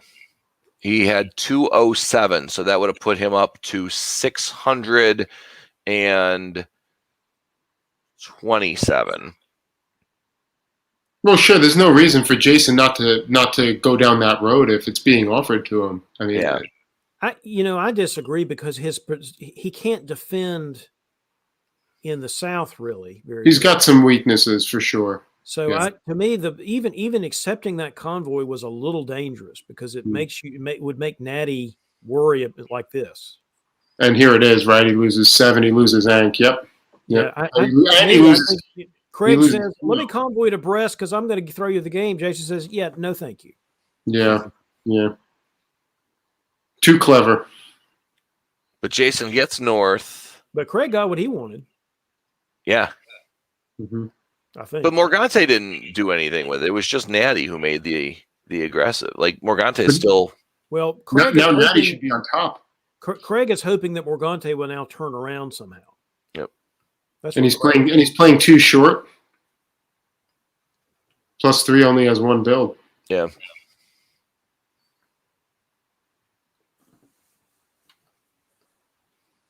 See, this is I think a fascinating game. So Morgante now gets Munich. And Jason and Craig are still working together. I don't know what happened with North and English, but you've got to. Oh, maybe they're not working together. Maybe you've I got. don't think they are. I don't. No, I see that. I see that Morgante supported him into Mao, so maybe not at this point. Yeah. I mean, Jason's trying to work with somebody because obviously the thing with Natty's over. Yep. Yeah. Although, wait a minute. No, that may not be right, because why would you order Sev to Armenia like that?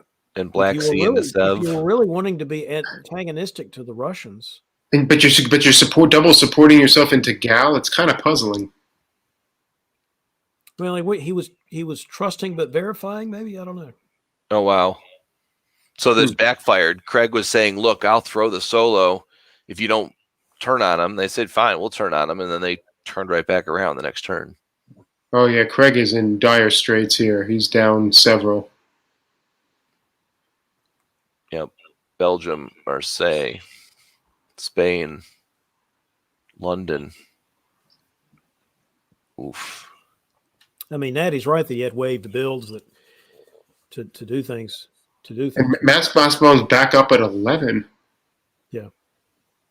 Yeah, picked up everything in Germany that he lost. He lost back home. Yeah. All right, so we're in Winter 08. These games can go until 1911, maybe 12 if they're playing quickly. This game, other than Craig had the only real chance to move without a solo. Craig had the only chance to move naturally. So this is a regular game. Where's this game going, guys? Adam, is there still play or? There's definitely play. I mean, there's no lines here. I mean, you've got a lot of stuff that's spanning lines, so there's definitely play. I suspect that Jason is not going to come out of this board on top, whether it's Morgante or Natty. I'm not quite sure at this point, but I think the Russian position is certainly the most precarious, as it usually is in these types of dynamism situations. It'd be different if he had an ally, but he just doesn't have one. Can he get one? It's hard to see. I mean, ally with obviously Craig is his ally, but that's only of limited benefit. All right, so you said it's not Jason, Adam. Who is it? Who's your pick? I'm having a real hard time picking between Austria and Italy. I mean, I think I'd probably give Natty the edge just because there's probably more dots that he can see while remaining working together. But I can't say that with confidence. Yeah, I think I'm going to stick with Jason and say he somehow squeaks us out, because there is a limited front for Natty's units to go against the Russians. Natty may get tempted to go after the Italians if Jason gets pushed back enough. I mean, this is a fascinating situation, and frankly, any game where the Russians do this and break the stalemate line so resolutely in the West always gives you interesting mid and end game situations like this. It's fascinating. Love this game. All right, well, let's keep going then.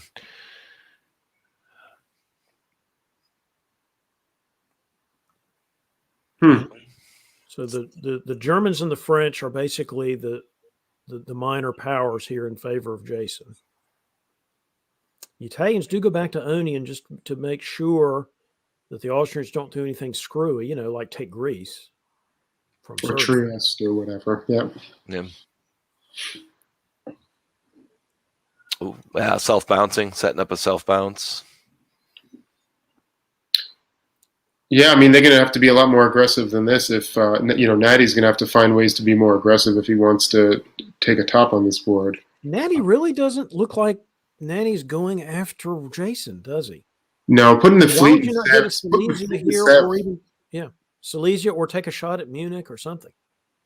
But Morgante's getting 2. Yeah. Austria doesn't get anything this time. Yeah. And Jason's building again, right? Jason just took Holland. I mean, he's continuing to advance his position. All right, what do you think? Wasn't he playing short before? I think he was playing short before. No, he lost 3. Who knows? Well, all right, Fleet North Coast or no? No, Army. No. Please build an army, Jason. I'm all about the fleets. I'm all about the fleets. Thank God.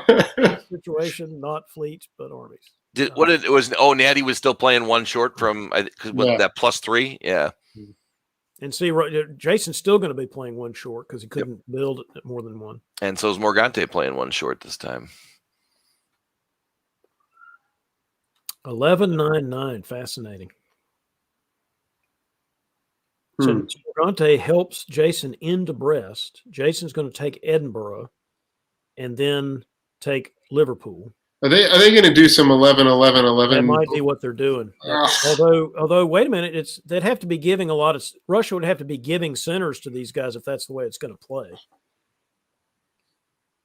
Well, it could do 11-11-12 with Jason on top or something like that. Well, you're right because he looks like he's about to take. Jason is taking a lot of centers. He's about to take 5 cent. Wait, I see 3 German centers. He's taking 5 centers right now. Yes. Oh, hello. Yeah, +6, and it can only build one. And it's a fleet. Of course it is. South Coast. Again, he was watching. What is going on? Well, apparently the mathematics being done in the background, for which we know Brandon is good at, someone in the background is telling me 17 gets Jason into 7th place. Wow. Is that right? Nope. Yeah, but who's going to give him a dot in this position? Wow. Okay. Nobody. Oh, wow. But there's another round, right? There's another round he could potentially be playing in. He could be playing tonight. That's true. All right. So what Jason just really jumped him up because Jason's highest score before tonight was 63. So this 160 gets the one that's being replaced is 54. So he's adding 106 on to where he's at. So that shows him right now in 8th place. And it's not just that; it's helping him with DBNI points also. Yeah. Not that he necessarily needs them. Wow. No, he's a lock for DBNI because of the whipping win. Yeah, I know that, but it still might improve his position in the Yeah. All right. Well, so he's down by 0.3, and Ben Kellman is down by 0.9. Oh my! Going into the final round. So we have to hold on because we're going to talk about Tour Britain. Kevin, I'm going to disappear for a few minutes. Okay. Good. Go get some dinner, and we're turning him off. Is he on mute? Yeah, he's good. We'll leave him on. You know what? No, we'll pull him off screen. We don't want to. Goodbye. I can't wait to talk about Silverman behind his back. This is going to be great. Oh man. Okay. So let's take this off the screen. So all right. So actually, you know what? Was that the standings? Yeah. Oh no, wrong one. We don't want to just see my face. There we go. So what do we think? Here is as is. Do you want to be Jason with moving up 14 spots, or do you want to be Ben going down 3 spots going into the last round? I'd want to be either one of them, but probably Ben has a better story to tell if they're both playing tonight, which I don't know the answer to that. But if they're both playing tonight, then Ben has a better story to tell. Look what happened to me. I really need a good game. Please help me. Whereas Jason, how'd you do? I had 16 centers, top board Russians. I could have maybe won, but we contrived it and ending. That's not as good a story to tell. Yeah. All right, last button to push, and while you're doing that, I know we're transitioning to the Tour of Britain now, so I will say that we just released today the newest edition of Deadline. Excellent. On DBN. And one of the things that includes is an interview with Gary Sturley, who was the head honcho of the Tour of Britain. We talked about the Tour of Britain and the results and the plans for next year and everything. So we're getting ready to watch these last games of the Tour of Britain and crown the new British monarch. And then you might want to go watch Deadline tonight, audience, and get some more information from Gary Sturley about the plans for next year's tour. Excellent. Well, I was going to give a huge thank you to Gary at the end of it, so we'll just do our thank yous now. He did a great job in recruiting and in the VWD server, getting a lot of people on, a lot of non-Britons joined in as well. I know in these last two games we'll see people from all over the world playing in, and others from not in Britain, but also the French. We covered the French League earlier in the season, and I wanted to point out that the winner of the they called it 2020-21 league was Christophe Bourget. He pulled off the league. I remember hearing his name a bunch in the couple of games we covered. And then Briouc Thibault won the French Diplomacy Championship, which was the same weekend that Adam won DipCon here in the States. So congrats to Christophe and to Briouc for fantastic French victories. And I think Christophe won the Swiss Championship this year as well. He's taking over. Well, he didn't get the Tour of Britain because I got to reshare that. Share screen window.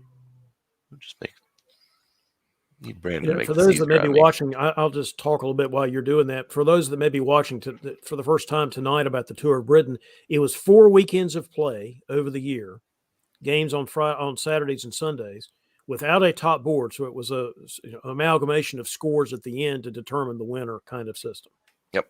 Top 4. The scoring system was the World Classic system that was played in last year's Winter Classic, and I believe it's the same this year. Hopefully someone in the comments can confirm that or not. And I know actually a lot of people, we don't want to get into a scoring system debate, but a lot of people enjoyed the system. So it's clearly worked out well. It rewarded players for playing a lot of games. As mentioned last time, Morgante had claimed the lead in games played in VDL. And I believe he played in, if not every game, a great majority of the games over here too. And you could see based on these rankings, number 2, it helps when you have more chances to put up scores. But great. This is the last weekend. So there was 1 game on Saturday and 1 game on Sunday. Saren had soloed in the last round of games, and that gave her the clear lead coming in, but anything can happen. Top 4 scorers. So number 4, Katie Gray, coming with us in Austria. Reed's coming, who I know we've seen a couple times, obviously, in these TOB highlights in England. Wardy not playing VDL, but certainly playing to defend his homeland in France. Morgante, as mentioned, in Germany. Vincent Roulet, I do remember seeing Vincent's name in the French leagues. McCarless here, so he's shaking the rust off by playing back home. He had a good start in TOB too, if I remember, but maybe this is a good warm up for getting him back into both stateside here and then the DBNI, which is global classic. So, and then of course number 2 in DBNI after the Summer Classic win, Saren Kwok. So. Okay, it's almost cliche to say this now, but Saren has progressed so much as a player. It's been very fun to watch that. Yep.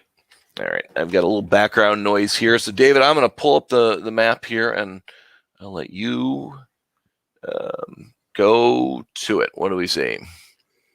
Well, here we go with Saren doing this Turkish opening that has become so popular lately.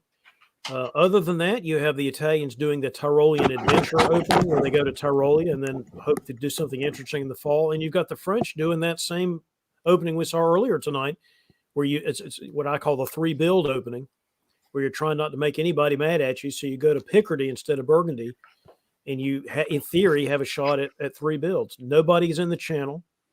And then we get the sort of the quasi-normal bounces in Galicia and Black Sea. So last time I think we saw Picardy then go to Burgundy in the fall. I don't know if we'll see it again.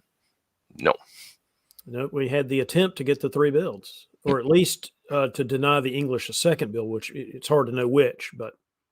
And again, I want to point out the fleet to Portugal, instead of putting the fleet in Spain's south coast, can be a diplomatic thing with the Italians, fine, but it does limit your options for the spring. Sometimes you want to limit your options again, but it certainly does limit your options. One advantage of it is that your army is now no longer so far from home in Portugal.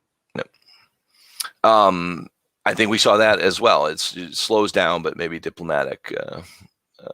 Otherwise, play. I think these moves are all unusual. Unlike a game earlier tonight, the Russians actually put the army in Romania instead of the fleet, which is a much more pro-Turkish way to do it. Yeah. Anti-Austrian way to do it.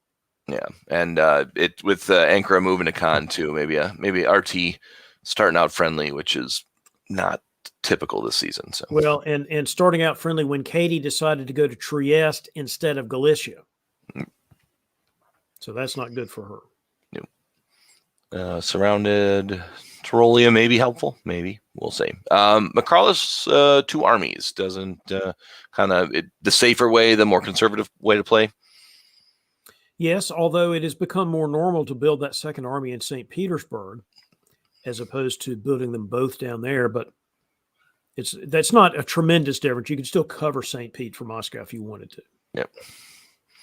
And then Germans from France. 2 fleets from France is a little interesting. And we've seen that already tonight, and we just saw it again. Yep. And then Fleet London. So, because the bounce in Belgium. I'm curious if that was agreed upon or not agreed upon. Well, now there's a lot of bounces in Belgium. I don't think that was agreed upon by somebody because there's an EF war. Yep. But France going after Belgium now too, if that wasn't agreed upon, or it was, maybe that was let's make sure England doesn't try it again, because Munich didn't follow into Burgundy, so maybe FG stays together. Greece supports Ionian into Aegean.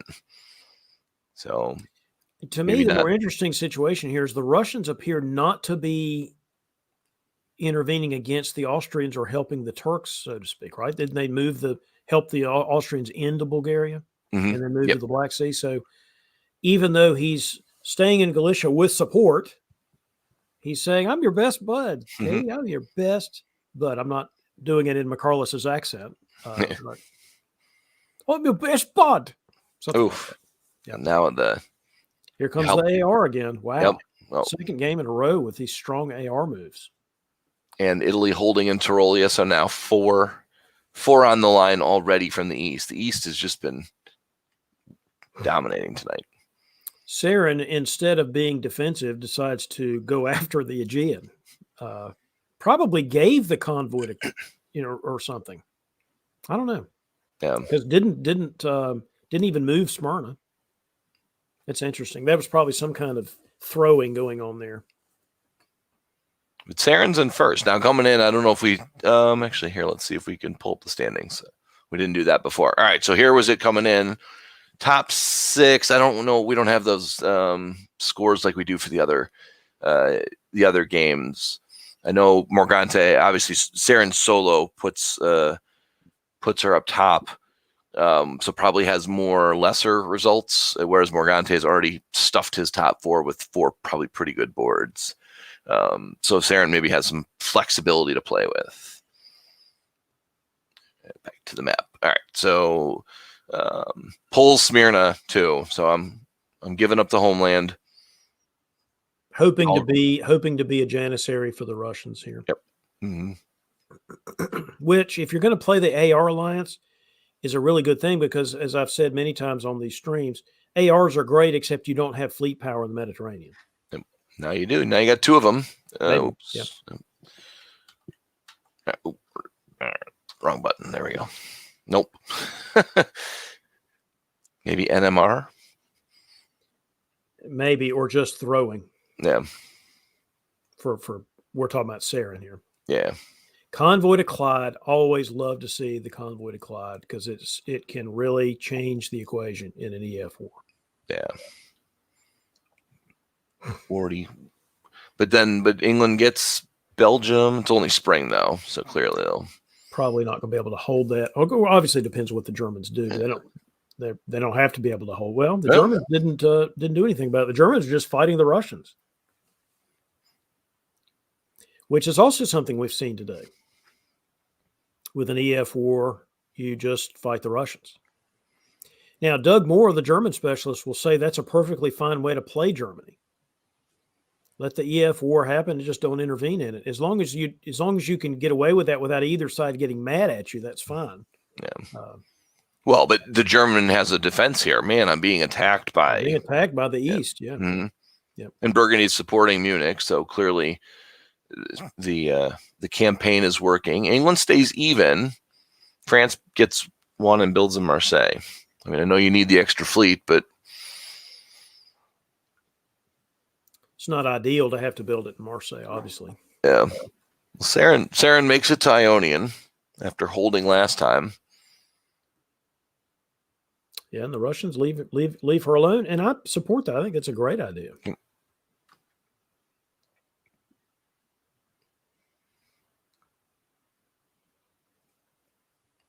Always fun when the Russian fleet gets into the warm waters of the Mediterranean, both in real life and in a diplomacy game. It's always an interesting consideration. Well, Jason's did too, right? Wasn't North Coast? Didn't North Coast make it to Spain, South Coast? I think that's true. Yeah, I think that's right. All right. So the French are kind of Norwegian and Western Med this time. Have they made up? We have to. That's what happened in that last one where a Christian ended up in St. Pete with the fleet. They made some kind of deal. I don't know about that. Let's see. Can come on now. But it must be true because the French have put 2 fleets into the Mediterranean. Now, I've criticized earlier the concept of going into the Mediterranean. We don't have enough punch to do anything with it.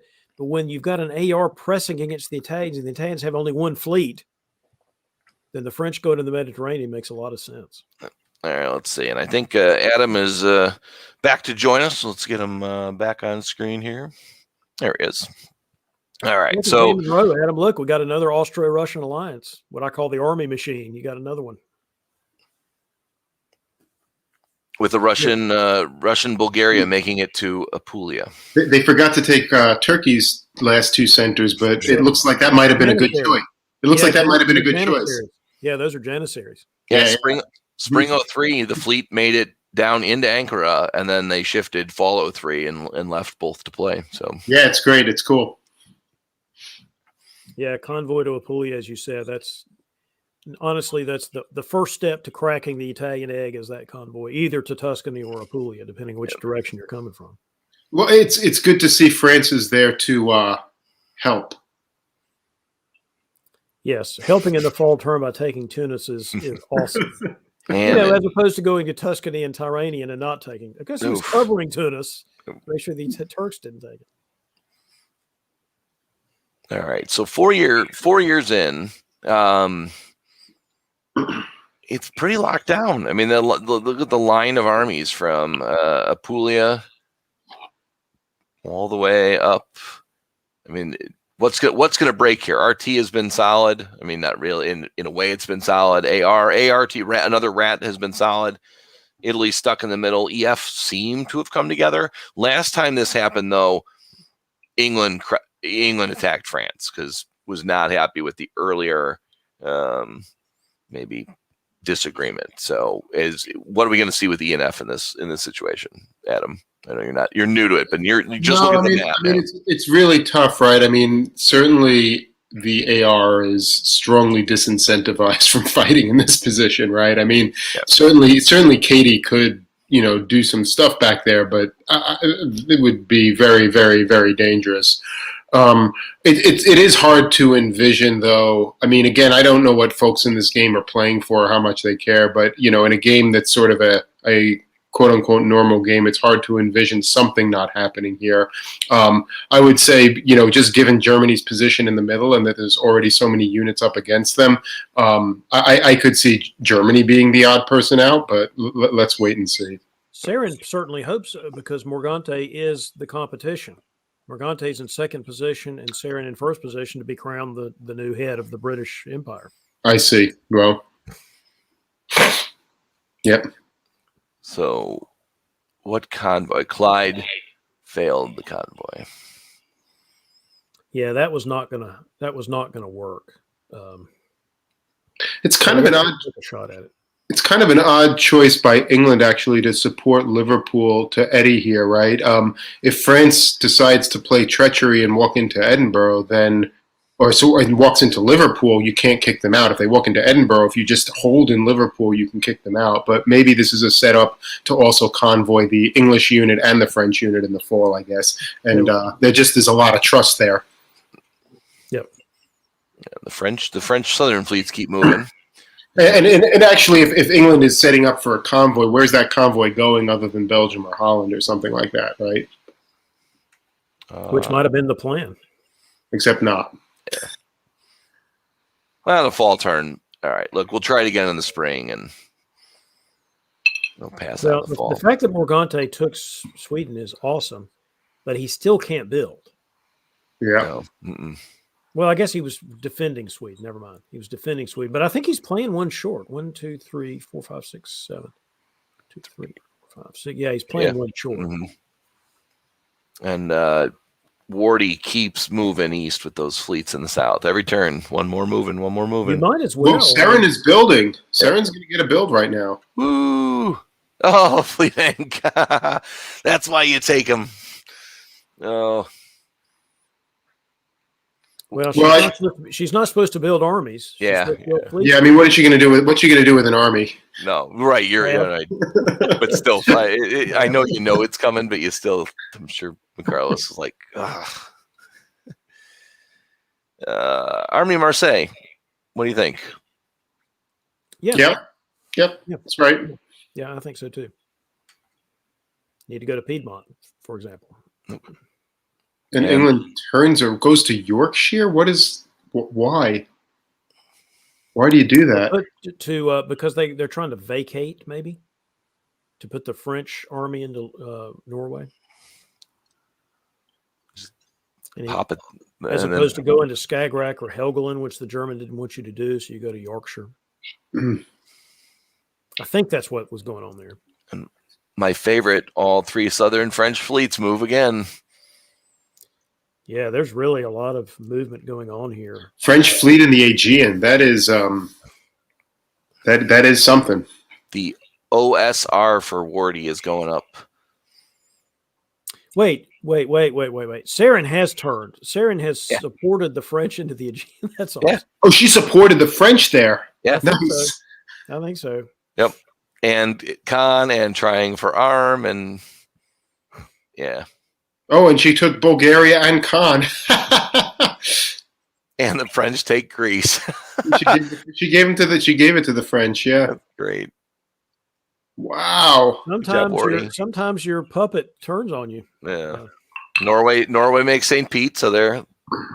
That was the plan. There was to put that army over there. Yeah. And the Russians stabbed the fighting the Austrians too. They take Budapest. I mean, oof. Well, the Austrians are in Romania. I would say that this is maybe a continued Western triple, but they certainly have the play on the East right now. And Saren is probably salivating. Well, Saren is hoping that EF goes against the Germans or something. Yep. I'm trying to remember if these games were time limited. They are. This is Tour of Britain. I don't know about Tour of Britain. Yeah, I can't remember either. Although unlimited time games are pretty unusual for a European-based tournament, but it could be. If anyone in the chat knows, maybe maybe type something in. Yeah, I think we probably knew this before, but it's been a while since we covered the tour. Yep. All right, so Saren on the comeback round. Well, here comes Morgante going, continuing to actually hard drive. Livonia, Prussia, Silesia, all uncontested. And Burgundy leaving to go to Marseille is the critical thing here. Yeah. So not putting any pressure on the Germans. Again, though, another fascinating game. This is the game with a lot of movement and a lot of going back and forth, which is fun to watch. Morgante was playing one short, now takes Warsaw, gets to build two. And Saren is going to play short because she picks up Greece, but has fleets in all of her home centers. Reese has turned on Wardy, right? Looks like is that. They've been bouncing. It looked like it was agreed. Yeah, but look at St. Pete with support. Oh wow, yeah. Barons to kill Russia. to kill the support. Yeah. Yeah. No, they took it from France. No, with Russian support. Yeah. Yes, with Russian support. Yes. Yep. So we knew somebody was going to move against somebody in the West, and there's the move. And there's the Fleet Channel, Fleet London build. Oh yeah. Although I guess the French, are they going to be able to? Oh, get wow. in the south?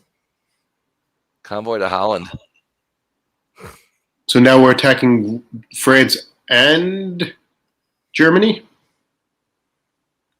Might as well. I guess. France is moving everything. The southern fleet's kind of back home, and then Albania to Trieste.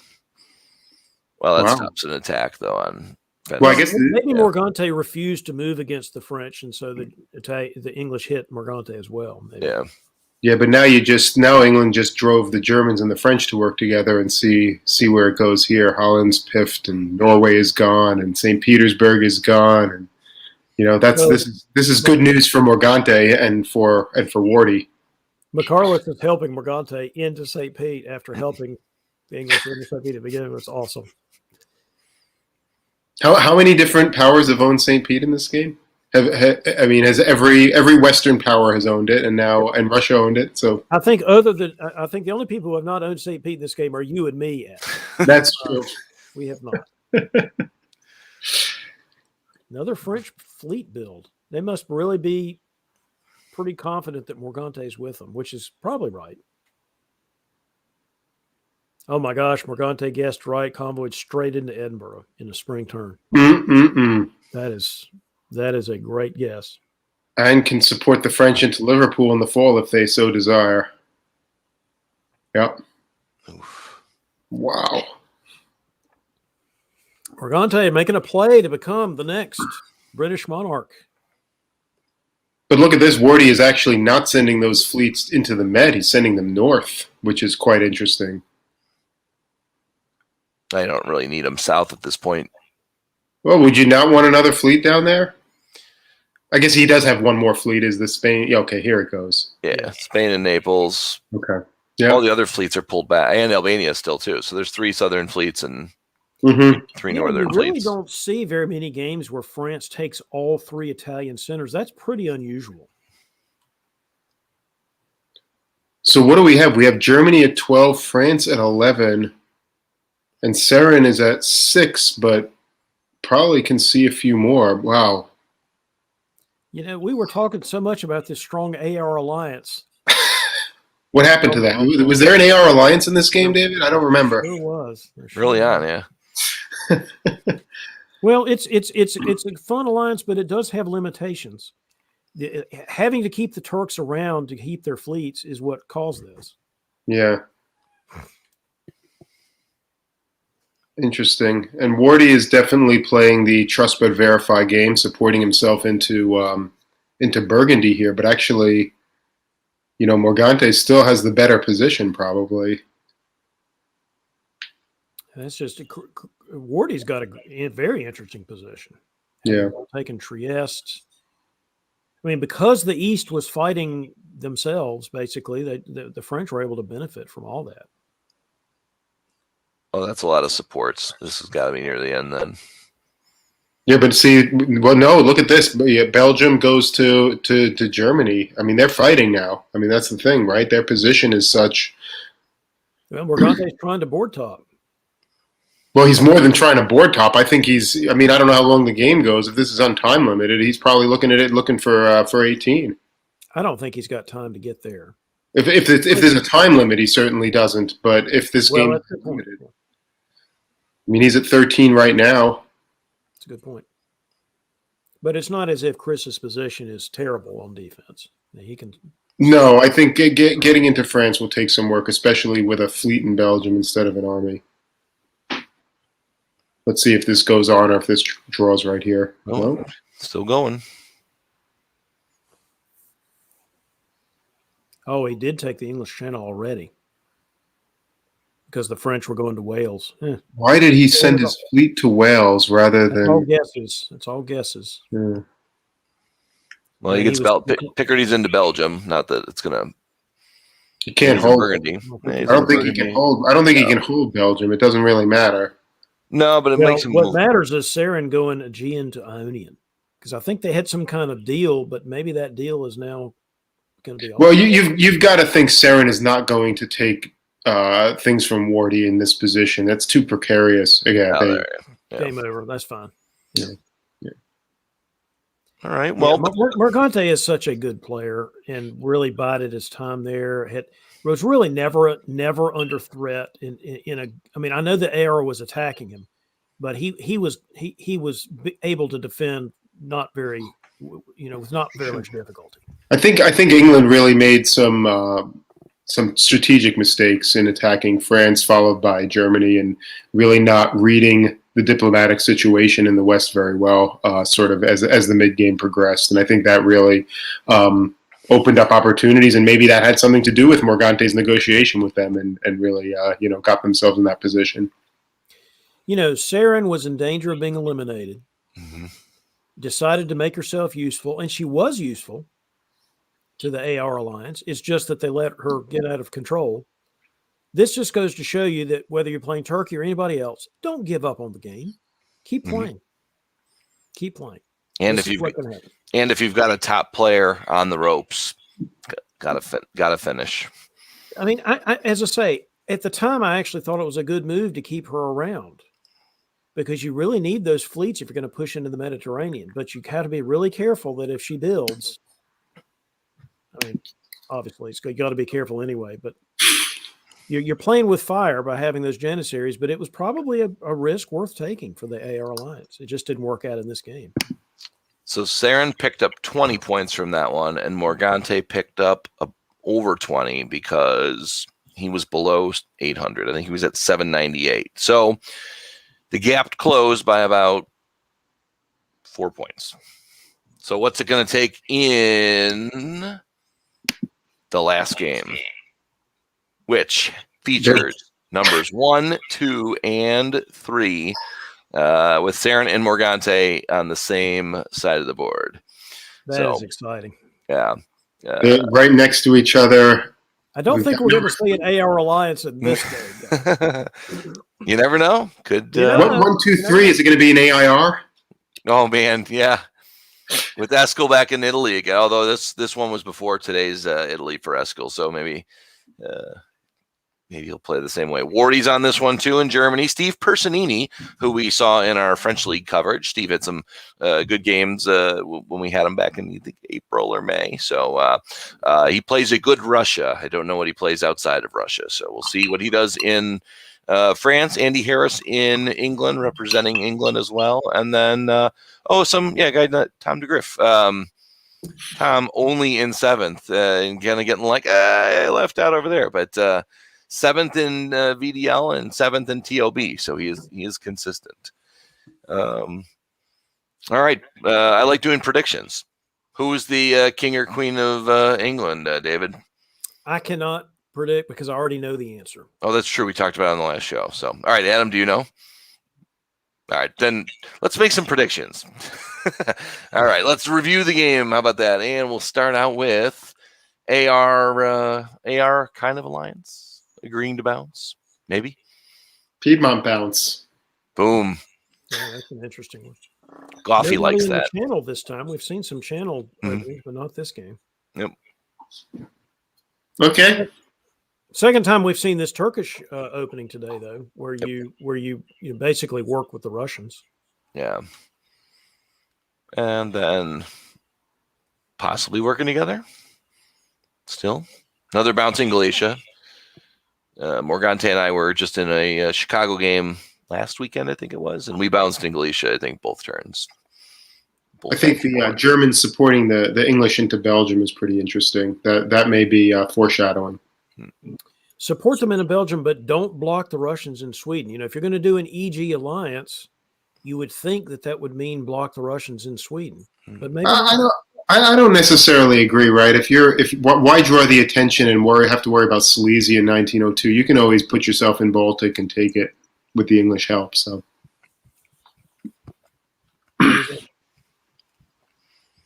except you get that fleet north coast, and that does change things for sure. Certainly doesn't help your English ally. No, and who just built Fleet Liverpool. That's a good way to snooker England, though, right? Oh, yeah. Let's go against France. That will change the dynamic very quickly. If we were expecting an easy EG, that does change things. But here's the thing, though. Saren and Morgante as 1 and 2, therefore maybe in competition. Saren builds Fleet North Coast. Yeah. Who cares about Morgante? I'm going north, buddy. Hey, she figures, hey, if I solo, he can't catch me. Well, wait a second, David. She also built Army Sev, which is not exactly the most pro-Turkish build, especially when you're already in the Black Sea, right? I mean, this does smell AIR-ish, doesn't it? It kind of does, yeah, a little bit. And Tom built Smyrna, so. Oh. Okay, that all makes sense. So you've got Germany going to Sweden going to Norway. You're doing a little dance up there, and you've got a nice bounce in Galicia. That's cool. Morgante may not be the next king of England. Well, certainly these moves don't suggest that it suggests he's persona non grata on this board for sure. Eskil has no interest in helping, having convoyed to Greece and moved to Apulia. Yes. And to Adriatic. Yep. Oh, they convoy Khan to Albania. Good gracious. Well, let's look at the West for a minute. English tried to convoy to Norway. Am I right about this? But the Germans supported the Russians. All right. Now the Rooster, isn't that what that means? Well, this Norway-Sweden trade is not that unusual, right? For the Germans to the Russians to say, "I'll take Norway." Okay, for the Russians, I mean, the guy in Sweden did support. Oh, Holland. I misordered. Oh, they supported Holland. They convoyed themselves up with England. Okay. No. I think it was a misorder. It was a misorder. Yeah, because Holland, I can't tell. They're supposed to support Belgium up. He's supposed to support Belgium up, supporting the English. Okay. Here, I got the. But took Belgium.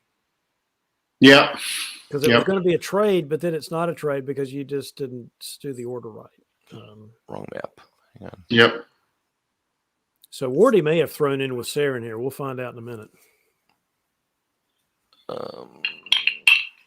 Holland supported Burgundy to Belgium.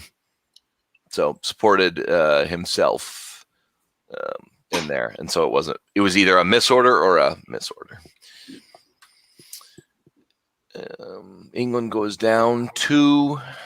Germany goes up 2. Not a bad start. Yeah, Wardy just built a third fleet, so that was not a misorder. That was I'm with the Russians. I don't know what you thought I was doing, but I'm with the Russians and not with you, England. And then Eskil picked up Greece, and Morgante, I think Albania was destroyed. So builds an army.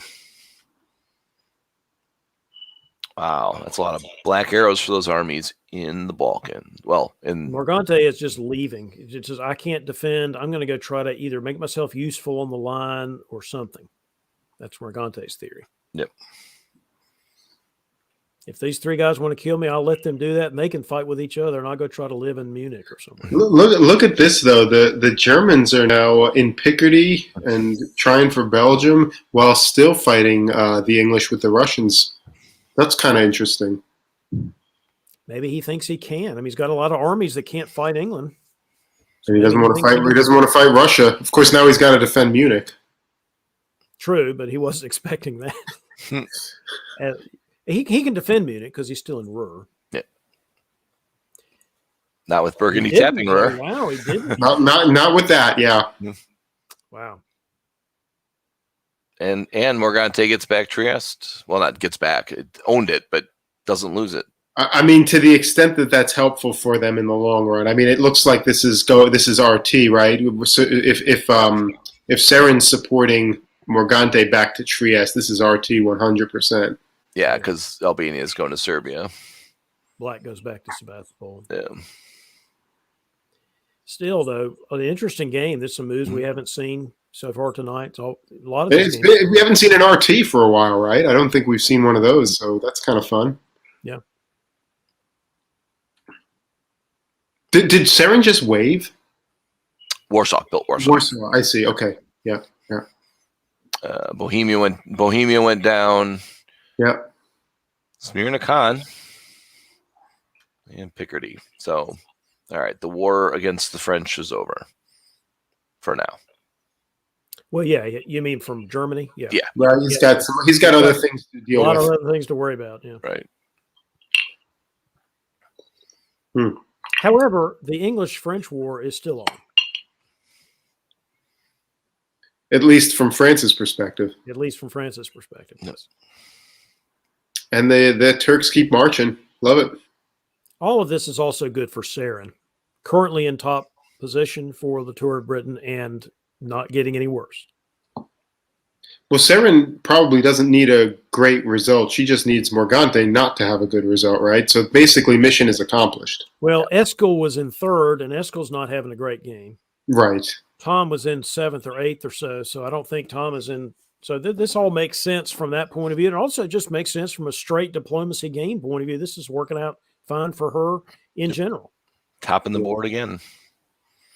Even if Does she really need to give Tom Romania here? Well, Tom probably said, look, I'm not going to get a build this turn, and you're already ahead of me. Yeah. And Belgium making Edinburgh. Oh my. Nice. And he gets Munich back, so that's 2 builds for Wardy, except he's only got 1 center open. Oh, did he have 2 center? No, just 1. No, he just built Kiel. Yep, Yeah. just Kiel. Oh, Andy, we barely knew you. Yeah. Looked good for a while. 1901 at least. Well, here was the question for Personini. What do you do here? You've obviously got the Turks are coming at some point, but you've also got Russian fleets. What do you do? Yeah. And the Germans are moving that way too. Yeah.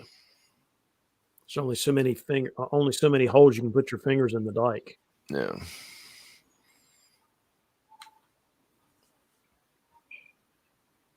And he's decided he's going to have to worry about the West and not worry about the East. Yeah. Now that Wardy is in Burgundy with full force. And the Russians in Piedmont. Well, he's had a deal with Saren from the beginning. Has Christopher Ward. Where does this go for Wardy though? He's going to have some trouble from his other side in a moment, isn't he? Or is Saren going to just? Saren may decide to stick with him. We'll find out. Well, what build can she possibly make here that is pro North Coast? North Coast. Is that pro German though? I mean, what does that help her with? Like swinging around and going after France? Or helping, something? yeah. Well, helping her in this situation is just anything that keeps everyone else as level as possible. She doesn't need to grow. I mean, Well, she actually probably, if she's just thinking about Tour of Britain, Yeah. she should just figure out some way to lock everything down. Yeah. Why not just build like Army Warsaw or something? And The fleet actually just leads to more instability on the board. absolutely, Army Warsaw or Army Moscow or something is plop it in Ukraine or something. Well, we'll see. This appears to be going swimmingly for her anyway. Yeah. And she's not doing anything provocative there, so. And Didn't getting even support. go to Norway, Yeah. because she didn't want to make Wardy nervous, so she just goes to Barents. Yeah, because she's getting support in the Clyde. Yep. It's another game today where we've seen the Russians roaming around various parts of the North Atlantic. Yeah, southbounds in Trieste, a lot of red.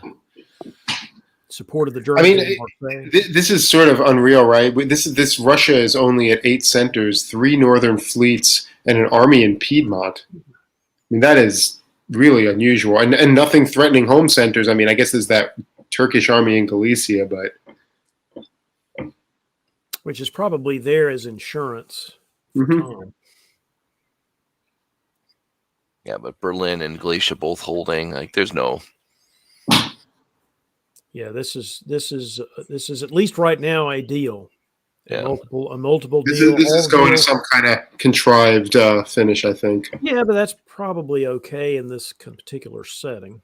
Yeah, Yep. 8 rounds worth of games. I know they've probably played well over 20, 25 games for the season, and Wardy has participated in a lot of them. So maybe this is a thank you, Wardy, for being a good ally earlier. I'll pay you back by pushing you up top in the last game. I think the question is, does Tom settle for this? Nope. Maybe. Nope.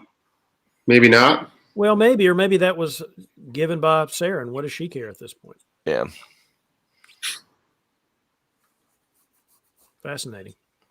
Venice is down, and now Saren does like to do, triple alliances and sweep the board kind of thing. And she does like to play that way. Yep. And Morgante's not dead. They could have killed him here, so They're killing Eskil instead. maybe not. Tunis could live forever. Yeah, this is going to end pretty soon, I would imagine. Let's see. How many are they going to put We're going to put Wardy on? Well, here, so I think let's see if the standings show as of where we're at. So Wardy jumps up to 3rd. Yeah, I mean, maybe that's what this is about. Giving him a good position in the final standings. Up 10 where we're at right now. So, but build +4, but builds 1.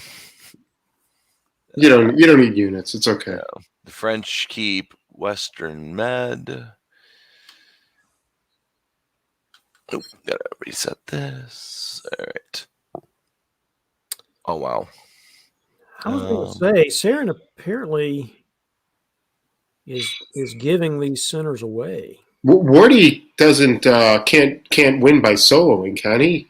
Probably not. I don't think so. There's no way Saren would allow for it if. I'm just throwing that out. I mean, I don't think he can, but I mean, the move to supporting himself to Silesia and such is a little interesting, isn't it? Let's see. Solo 420.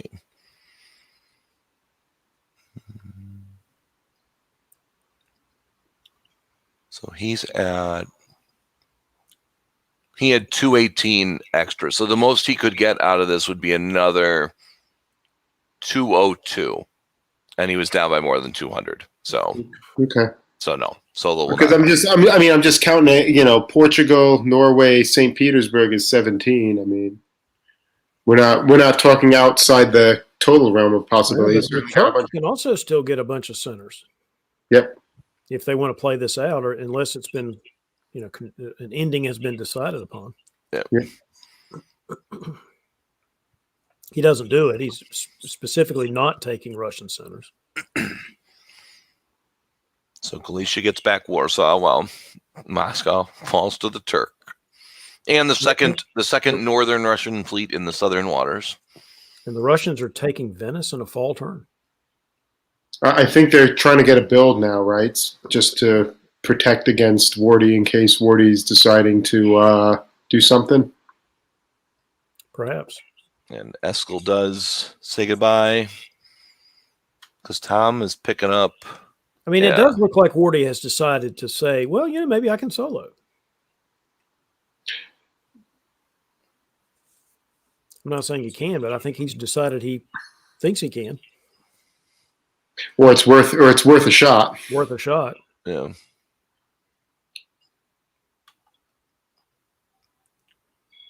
And Morgante left alone in Rome. Where he supported Armenia to Sev, so there you go. Mm-hmm. Yep. Well, there it is. Warsaw falls. I mean, Warsaw could be number 18. You get Norway if you can get St. Petersburg. Of course, you can't take St. Petersburg right now, but if you can hold everything, Warsaw is 18. I mean, it's hard to imagine you can really do all that when there's Russians behind your line, but maybe you can. I would There's agree. Turks coming too. There's Turks are in North Africa. Yep. You did lose Munich. But you can't blame the guy for going for it. Why not? Hey, we always complain that people don't go for it, right? I mean, Well, good. you know, if there was some contrived ending, you don't have to. Guess what? You don't have to accept the contrived ending. You can do something else if you want to. Yep. More power to him. Still going for it too. So, all right. Well, Munich. I mean, he should get 17. I don't think. I mean, or 16 or something, because he's going to get knocked out in the south, and he doesn't have the line in Spain because of those units behind his line. Right. Yeah. Yeah, just not fast enough. I mean, he was across it, but he couldn't hold some of the stuff across on the other side. Yeah. It's hard Nice. to force it when there's Russians behind you. Nice Although shot. Nice 16 shot, feet. though. Mm-hmm. 16 feet. Got to appreciate that. Nice shot. So we're going to be at 17, right? 16 because he lost Spain. Lost Spain. Yeah. Okay. Well, I mean, maybe you can retake it eventually, but I don't think you're going to get 18 in this position. I don't think you. And he lost Portugal now. Yeah. Gotta love Morgante in Spain. Mm-hmm. That's fun. It's a lot of fun. Yeah, we lost Marseille too. Yeah, it's over. 14 or something. Yeah. I totally appreciate the shot, though. Totally appreciate. A lot of respect for Wardy for doing that. Game's not over. Still going. I mean, it should be, though. Yeah. Yeah. It should. There. Spain. Look what Turkey does on the last turn. Turkey took. Why not? How many did 4. Turkey? Turkey took 4. Oh, Turkey board topped. Oh, poor Wardy. Nah, I don't think it's poor Wardy. He took a shot that was worth doing. Oh, Good yeah. for him. I mean, Turkey was always going to be able to take all that stuff if he wanted to. That was all contrived that he didn't take it already. So, all right. Well, a great game by Tom. He slow played it. Had a little help from his allies, and congrats to Morgante for surviving that crazy game, as well as having a great season. But the biggest congrats goes to Saren as the new Queen of English Diplomacy. and Morgante takes the Prince of Wales position, number 2. And Tom catapulted into 3rd with that result. That was awesome. Then Wardy makes the top. They don't have a top 7, but he makes a. When we used to give out awards at tournaments, he'd be going home with some plaques. So it was good. Again, thanks to Gary for putting this all together. It was a lot of work. It was clearly not all Brits, as you can see from the top, but they do take home a good lion's share of the spoil. So that's good. And yes, go Adam. Go ahead. Anything that's promoting more play is amazing, and this has just been an incredible league, and the quality, and I mean, hats off to Gary and hats off to everybody who's participated. It's just been so much fun to cover these games and to see a somewhat different dynamic from VDL, but no less quality play. It's been a lot of fun. And it was fun to look at that top 10 and realize how many different countries were represented there. There were 4 Americans, I think, and 2 or 3, 4 Brits, and then you had the Dutchman there and the Swede, and it's just all. Personini, I think, is Italian. So all of that was great. Yep. Yeah. So go ahead and watch the DBN deadline that dropped today. Is that right? Yes. Oh, good. We'll get your fill. If you can't catch us tonight before you go to bed, make that your Sunday morning news show instead of the big networks. And the panel discussion this time is about balance of power on the diplomacy board. Who's on the show as your guests this time, David? The balance of power discussion included Liam Stokes, Andrei Gribikov, and Nicolas Sahuge. Nice. So some guys who know a little bit about balance of power politics on the diplomacy board. We also had the interview with Gary Sturley. We've got an interview with Peter Jurgen, a player we haven't seen in a while in the diplomacy virtual world, but is still kicking around doing a lot of other gaming. So there's an interview with him there. And Nexus News, we've got an interview with one of the moderators from Nexus talking about everything going on that platform. that'll be worth checking out. What's worth checking out is the final board here. And we've got Massbomb in 8th. We've got Karthik in 6th. We don't have Ben Kelman, though. So Ben falls to 9 and will sit at 9. Theron finishes at 10 or 11. So we've got the final board narrowed down. Although Ed Sullivan, who's in 17th right here, with a big number, could do what Jason did last time. That's probably pretty much it. So we've got Karthik in Austria, Christian Brown playing again, England. He was France last time, so two in the West today. Ed in France, Massbomb in Germany, Adina Lieblich from Australia. So maybe first game. We'll have to check that out. So welcome. Yeah, I think this was her first game today. Excellent. Cool. Oh, fantastic. Great. First game and the last game of the season. So let's hope it was a good one, and we'll see her in 2022. But not over yet, because you've got Saren, the Queen of England, playing Russia, which I think didn't she just play Russia? So we'll see how her strategy goes here, and Hunter playing his second game of the day as well. And Hunter is in Turkey. So, all right. 6th for Karthik and 8th for Massbomb. Is there a way to see 6th and 7th and Tom gets squeezed out here? Have they done the math coming in? I'm sure there is a way to do it.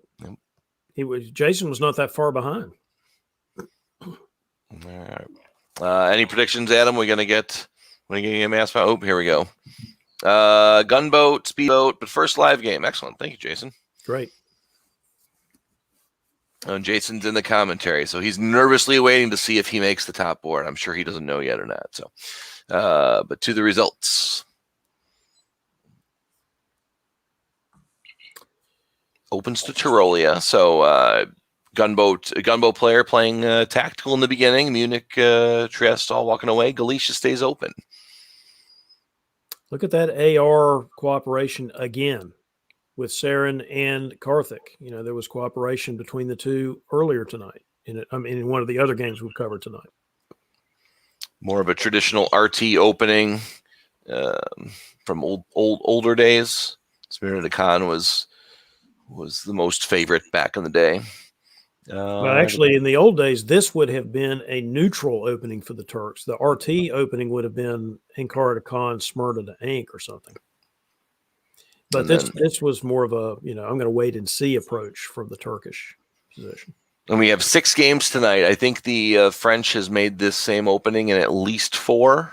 I know went to the channel at least once, but is this the preferred French opening now without the channel? Maybe. When I first joined the hobby, this was the preferred French opening back in the 80s. But it really has fallen out of favor lately. Yep. So it's interesting to see it come back like this today. I feel like Gascony had a favor for a while, but that was playing way too defensive. And so I think maybe through your promotion of being more aggressive as France, people are saying, it's not too bad to go to Picardy is neutral. I'm fine going there. The one that I think is the variation on this that I think you see sometimes that personally I really like is Marseille to Gascony rather than Spain. It's a little bit less flexibility in terms of what you can do in Iberia, but it actually protects against that treachery in either Burgundy or English Channel, because you've got that Gascony army that can cover things while you still have a play on Belgium and you can still take Portugal or Spain. So that's an interesting variant to think about. I certainly like this opening very much as well. That's the thing about France. There's a lot of good openings for France. Yeah. Tyrolia to Munich. Why not? Why not? We haven't seen that much lately, have we? Look at what's really interesting here, though, that Jason sniffed out the English convoy to Holland. That really shows that he really had his finger on the pulse of what was happening here, right? Because you see that English convoy to Holland, but you don't see Germany really sniffing it out that much. So, hats off to Jason for that. Actually, this is probably better for him than bouncing Holland and bouncing Munich. Losing Munich is certainly manageable. We are in danger of what we call burying the lead. Trieste to Venice again. Thank you, David. Coronation is going on with these people today. So last time we saw Army Rome. Are we going to see Army Rome this time, or is this going to be coordinated where Venice then goes to Piedmont? I strongly think that this is, I mean, Adina, it's her first game in VDL. I don't know how experienced she is, but I think this is Karthik taking advantage and, going, playing a league game. He's in a place where he needs to get a good result, and he's going for blood. He's going for, no newbie vacation. I don't really want to do this. But and I shouldn't say that because I could be wrong. Adina may be very experienced, so I don't know what the situation is. Yeah, that's great. All right. No, so really burying the lead is Ed Sullivan, 3 builds, and puts them all down too. So he re-racks, Fleet Trieste too. Oh man, yeah. Well, you're going to attack the Italians. The Longhorns are. Poor Adina. Don't trust Longhorns. That's the. Look at Russia. Yeah, 2 fleets. What a. I mean, if anyone can get away with it, it's Seren. But man, that is not a very flexible build set for Russia. But Fleet Smyrna, so maybe it was planned there, and north. Russia was already in Finland. I'm trying to remember. Was Christian? I guess Jason has other things to do than send armies up against Russia, though. I mean, we've seen many games with Seren and Karthik, and they've often had very good relationships. So that may be what's going on here again. All right. What does Ed Sullivan do here? That's an interesting question, and the answer may be not much or whatever. I guess go down there and help Adina.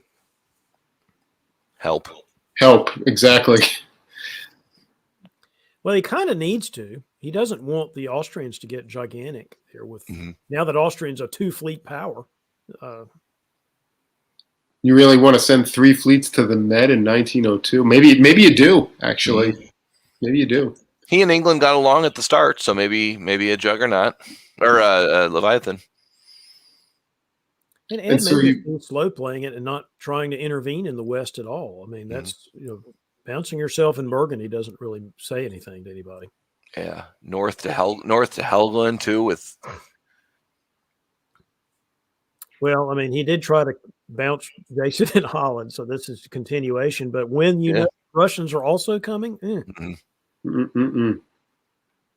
and Skagerrak too. Oof, Jason. Jason needed a good score to get in. Oh no!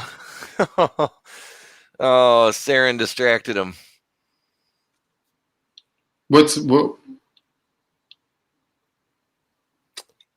Let's see here. What else is happening? I mean, this is actually a pretty good turn for Jason, right? I mean, he retook Munich.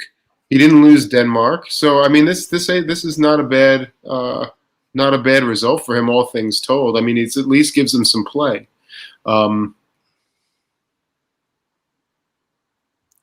I wonder how that. I mean, because Jason could have been down Holland. Jason could have been down Denmark. There's all kinds of things that could have went wrong right there, but Jason still got play. I mean, I wouldn't trade Jason's position for Ed's for sure, but but it's not horrible. No, more just so that Christian. I don't know if I'm sure he didn't like obviously the attack up on Norway, but he could have put Christian in Sweden. I mean, I can't blame him for not doing that, but. Well, Jason wouldn't have put him in there. He had the pressure on. Jason's thrilled with what Saren did. Yeah.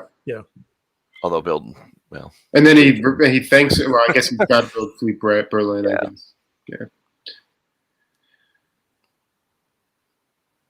You just don't see very many Austrians going after Italy early in the game. We see that a lot about from inexperienced players online or something, but you don't see it very often.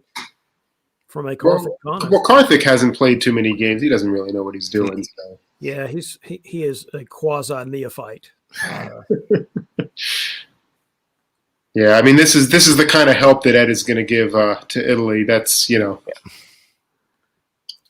Jason makes Burgundy. Hunter didn't even try to defend Constantinople. No.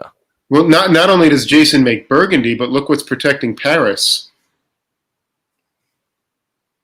Wow. I mean, he's going to take Belgium and Paris right now. So, Ed, I guess Tunis is worth something. Well, this is the risk. We've talked about this many times during the last 12 months. This is the risk of France going to the Med and actually succeeding some in the Med as you're getting further and further away. It's fine as long as you understand who's protecting your flank. But it looks like it was Jason say, "Oh yes, sure, I'm going to go to Tyrolia this turn." Jason's actually doing a lot of things here because he's still fighting. Whoops. Whoops. Well, that wasn't what you wanted to do, was it? Ed got the Christian. Yeah. Well, that makes sense. Why did Jason not go for Belgium there, though? You're going to cover Munich from Karthik, who's probably not going there? I don't know. If I were Karthik, I might have taken a shot at Munich there. I mean, yeah. You've got I know you're Austrian. You got 2 fleets, but you're mostly an army power. You're mostly going to be threatening to take centers that armies can get to. So I don't know. I mean, it's easy to say now. Yeah, we wish he hadn't taken a shot at Munich or covered Munich instead of gone after Belgium. But Yep, we got Hunter playing Janissary here. Yep. Saren whispered in his ear, "I did this last month, and it worked out well for me. You can do it too." Well, it's one of those things. What else was he going to do? I mean, he could have slowed down the progress of the attack, but he couldn't have stopped it entirely. There was nobody down there to help him. Right. All right. So +2, -2. Sorry, Adina. I mean, Karthik is a jerk. I'll say that online. That is quite the welcome. Another keep playing. This does not happen very often when you're Italy. In fact, I'm trying to remember the last time I saw Italy go out in 1903. It's been years since I've seen that. And Christian builds from that Holland move. Yeah. Yes, but Saren builds another northern fleet. I feel like this is deja vu all over again. It's remarkable to see a 8-center Russia with 3 northern fleets and just 3 armies. Can we rewind that? I think you said that exact same phrase last game. You're right. I mean, five fleets. That's well, but how many centers did she end on in that game? True. Although, again, with the league mechanics, yeah, for sure. That is a regular game, and maybe you can't on this either because she's already got her spot sort of sewn up for VDL top board. So. But what's the game here? Is it just continue to earn goodwill with Karthik and not worry about mass bomb? So the math was run in the background, and Jason needs 41 to pass Tom. So right now it's 45. Well, it does not look like they're going to make his life easy. It really doesn't. Although Karthik's not going after Munich. No, Vienna holds is kind of interesting. And Ionian and Mediterranean. Well, it sort of makes you wonder why did Karthik not build another fleet there? Actually, if this is what he's going to do with his armies, he's got the Turkish fleet. He's got hunters, yeah. For this turn, at least. I mean, maybe Karthik really is. Oh wow. Yeah. Okay. Oh wow. There you go. Is that a convoy of an Austrian army to Tunis? Is that what I'm sure? It sure is. From a Turkish fleet. That's sure is. With Turkish support.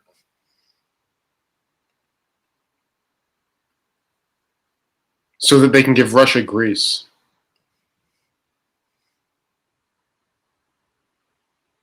Sure. Nothing else changed hands, right? Just that. No, there's a little bit of action in the north, but yeah. And Saren waves. Yes. Still above the line. All right, Jason's picking up Holland. This feels incredibly incredibly contrived. Again, we have so many units in the back just sitting around. Why are we doing that? Well, because Karthik and Saren have nothing to play for.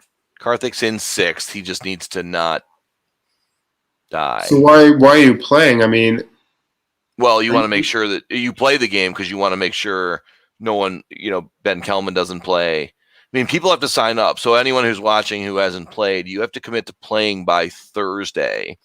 And then if you want to play later, there's no guarantee that you get a spot. So maybe Karthik signed up for both in advance. Are we trying to get? It looks like we're trying to get Mass Bomb on the top board, though, right? I mean, that's what we're sort of playing for here. By the looks of it. Yeah, I mean, Ed's not. Ed's trying to get Paris back.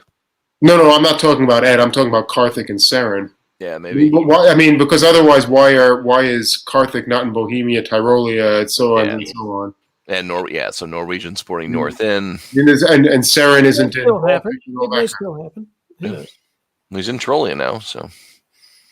But not Bohemia, not Silesia. There's nothing in Silesia. I mean, they should be in all those places in a normal game. Yeah. There's no reason why they wouldn't be.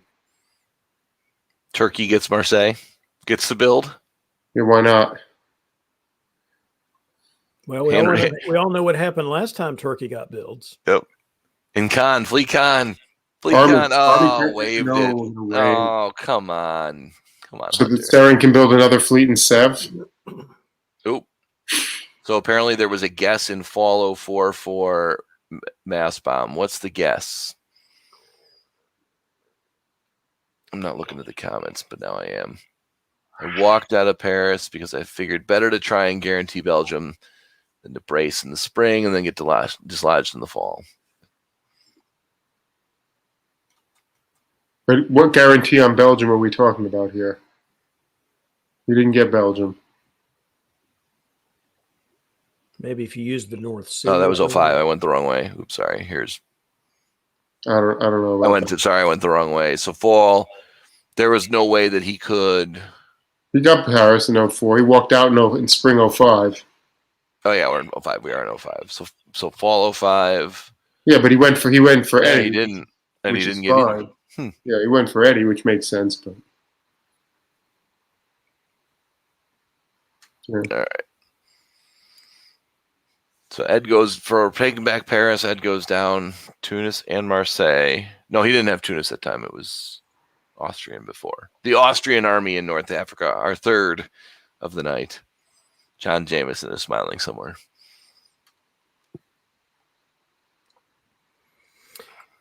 Yeah, this is just sort of contrived stuff. You can probably just keep going. Yeah, this is. Turkey picks up Spain, Portugal. Well, why is Saren taking Denmark here?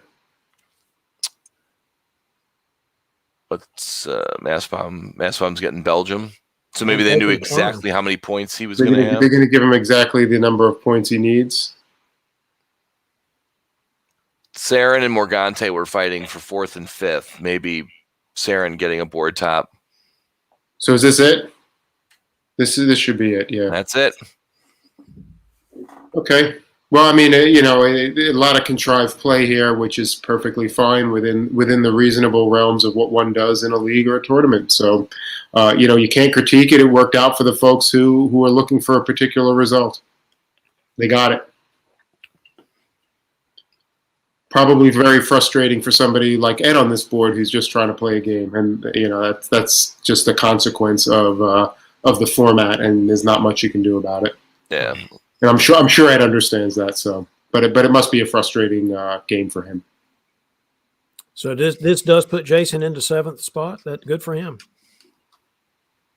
That means he can play Turkey on the top board. So who does that kick off? So we lost Tom de Grief, right? We lost Tom de Grief too. Yeah. So all right, let's do it. We can use Brian Prey. Oh yeah. So anyway, Brian apologizes for not being with us tonight. He had a family occasion that he did not want to miss, and we definitely didn't want him to miss either. So he's not here, but I will use his awesome graphics to show the top 7. Jason Massbaum sneaks up 15 spots on the last day to make 7. Karthik moves up from 8th to 6th. So Saren did. Saren knew exactly how many points she needed and stole 4th in the final game. So takes over Morgante, who finishes 5th. Again, a great season with Morgante. And then the 3 soloists at the top. We've got McCarless, who soloed in month 2, right? I think it was in April. And we thought it was locked up at that point. Nicola with an excellent game in November. And Brandon for a couple good games and a magnificent solo back in, I think, September it was too. So I'm excited. This is a top board of names we know. McCarless is probably the new one on the board, and boy, did he have a good run at the start. What do we think? What do you think of this top board? Well, it almost goes without saying, this is an incredibly strong top board of players who've played a lot of successful games in the last 2 years of virtual play. I was just going to say, way to go, Jason, again. Wasn't it last year he was the Cinderella story in the DBNI and got in at the sort of the last slot for the DBNI? So here he gets in this last slot for the VDL top board as well. So way to go, Jason. Yep. That's awesome.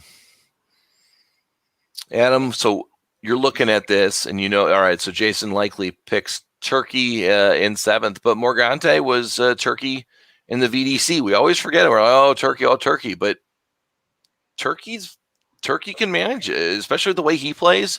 Jason can work his way into an alliance. I called him an alliance player earlier. I think I get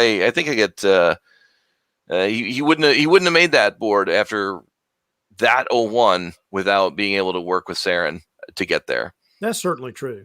That is certainly true. And of course, one thing about this, again, for folks who may be watching this broadcast and haven't been watching a lot of VDL, now all the stuff we've been talking about regarding, contrived endings to try to get you on the top board, all that stuff's now gone in a sense. And you got it's not a completely new clean slate for the top board because you do remember who got you there and things like that. But for the most part, the top board is its own thing that we're going to be watching in January. And who knows how that's going to turn out with these personalities on this map. It's going to be great. It does feel like there was a lot of effort amongst several of the top board players to build goodwill with each other in these last couple of games. And actually throughout the season, I think, if you look at some of the names on that list, we could probably go back, and it might be interesting if we're doing our stats analysis to see how often some of them have shared boards together and what the likelihood of them working together is. But I think, just historically, we've seen, Morgante, Saren, Karthik, we've seen all of those folks working, but Jason as well, working together on many of the boards. We've obviously seen fewer games with Brandon and with our top 3, I think the 3 of them have played fewer games than some of the others, but the 4 from 4th place to 7th, they've been in a lot of games together, and they've been working together, not all the time, but fairly consistently. So that's going to be an interesting dynamic, and it's going to be interesting to see if are they using Paris method? I think so. So it'll be interesting to see, what happens with Paris method in terms of where they decide to play, who they want to be next to. And then when the board comes down, there's lots of goodwill there. So that'll be fun. And there's not going to be a lot of goodwill by the end of that game, I'm sure. Yeah, you could only work with so many people on this board, 1 or 2 maybe. Well, speaking of someone who's worked with many of us in face-to-face and a few of us in virtual, we will be mass bombed this evening because the number 7 seed joins us here on VDL. Welcome, Jason. Congrats. Thanks. How's everybody doing? Congratulations, Jason. Good to see you. Thank you. Cinderella story again. So did you know? So you started, 14 spots down coming into tonight. Did you know how many points you needed to get up there? You played 2 games, so you knew that you had to get like 100 and some odd points between those 2 games? Yeah, so the one thing I didn't realize until going into the second round, because we finished our game in the morning, finished after the other game. I had not realized that Ben got eliminated and that he had slipped below Tom. So I had assumed that no matter, like, unless I got a solo, obviously, that no matter how I did in the first game, that I was still going to need to jump up past Ben. Mm-hmm. So, what was the diplomatic strategy in the evening game? It looked a little sketchy early in the game, but very quickly it seemed like you had the other top board finishers on your side to give you a slot. I mean, how did you approach that, and how did you make that work? So, I mean, I think if I came into the second round needing another like 100+ score, right? That's a big ask to go to people and say, like, I need you to like give me an enormous board top, right? But if you go to them and say, like, look, like, I know that all I need is 41 points, and I'm fine with any result that gives me at least 41 points. That's not that big of an ask, right? Because Saren, like, it's between Saren and Karthik, who's first, who's second. I'm like, anything, I don't care if I'm third, fourth, whatever. It's just as long as I get my 5 or 6 centers, I'm good. Yeah. What were what were Karthik and Saren's goals in that game? Because they were already there. I mean, did they care about a final result? I mean, they obviously both of them got off the gate very well, but was there any dynamic there that you had to manage? Not really. I mean, Karthik.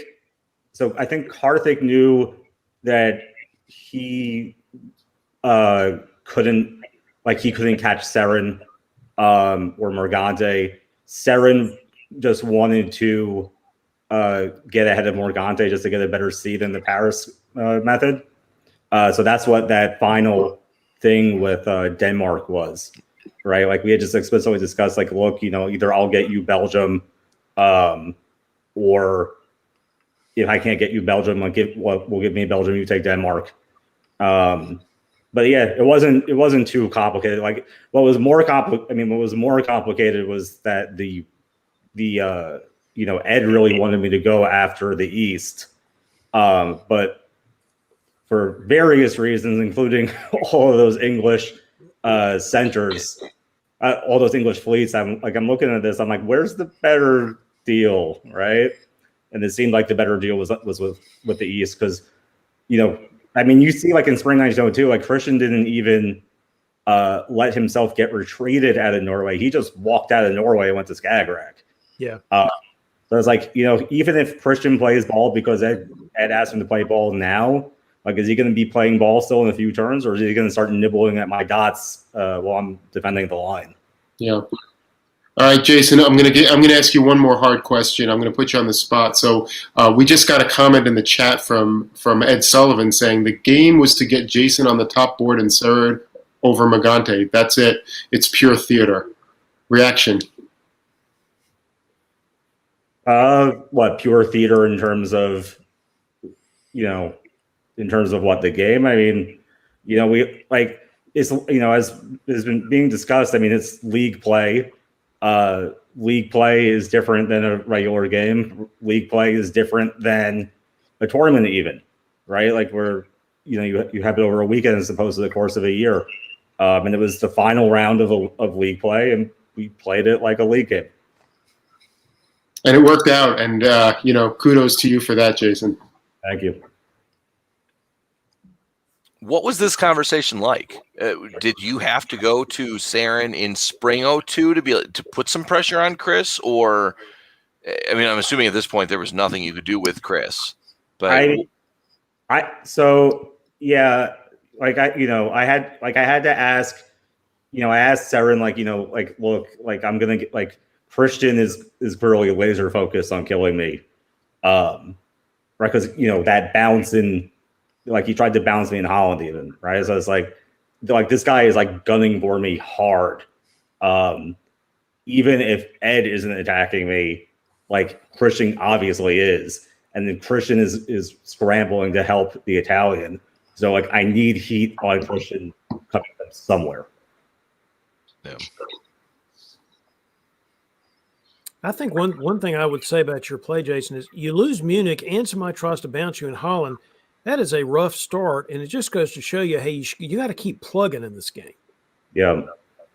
Yeah. No, I mean, sometimes like you're really, over a barrel and there's nothing you can do.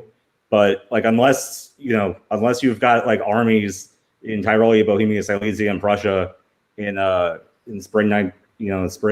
1901, there's usually something you can do. You just have to be willing to like slog through the mess and try to find something.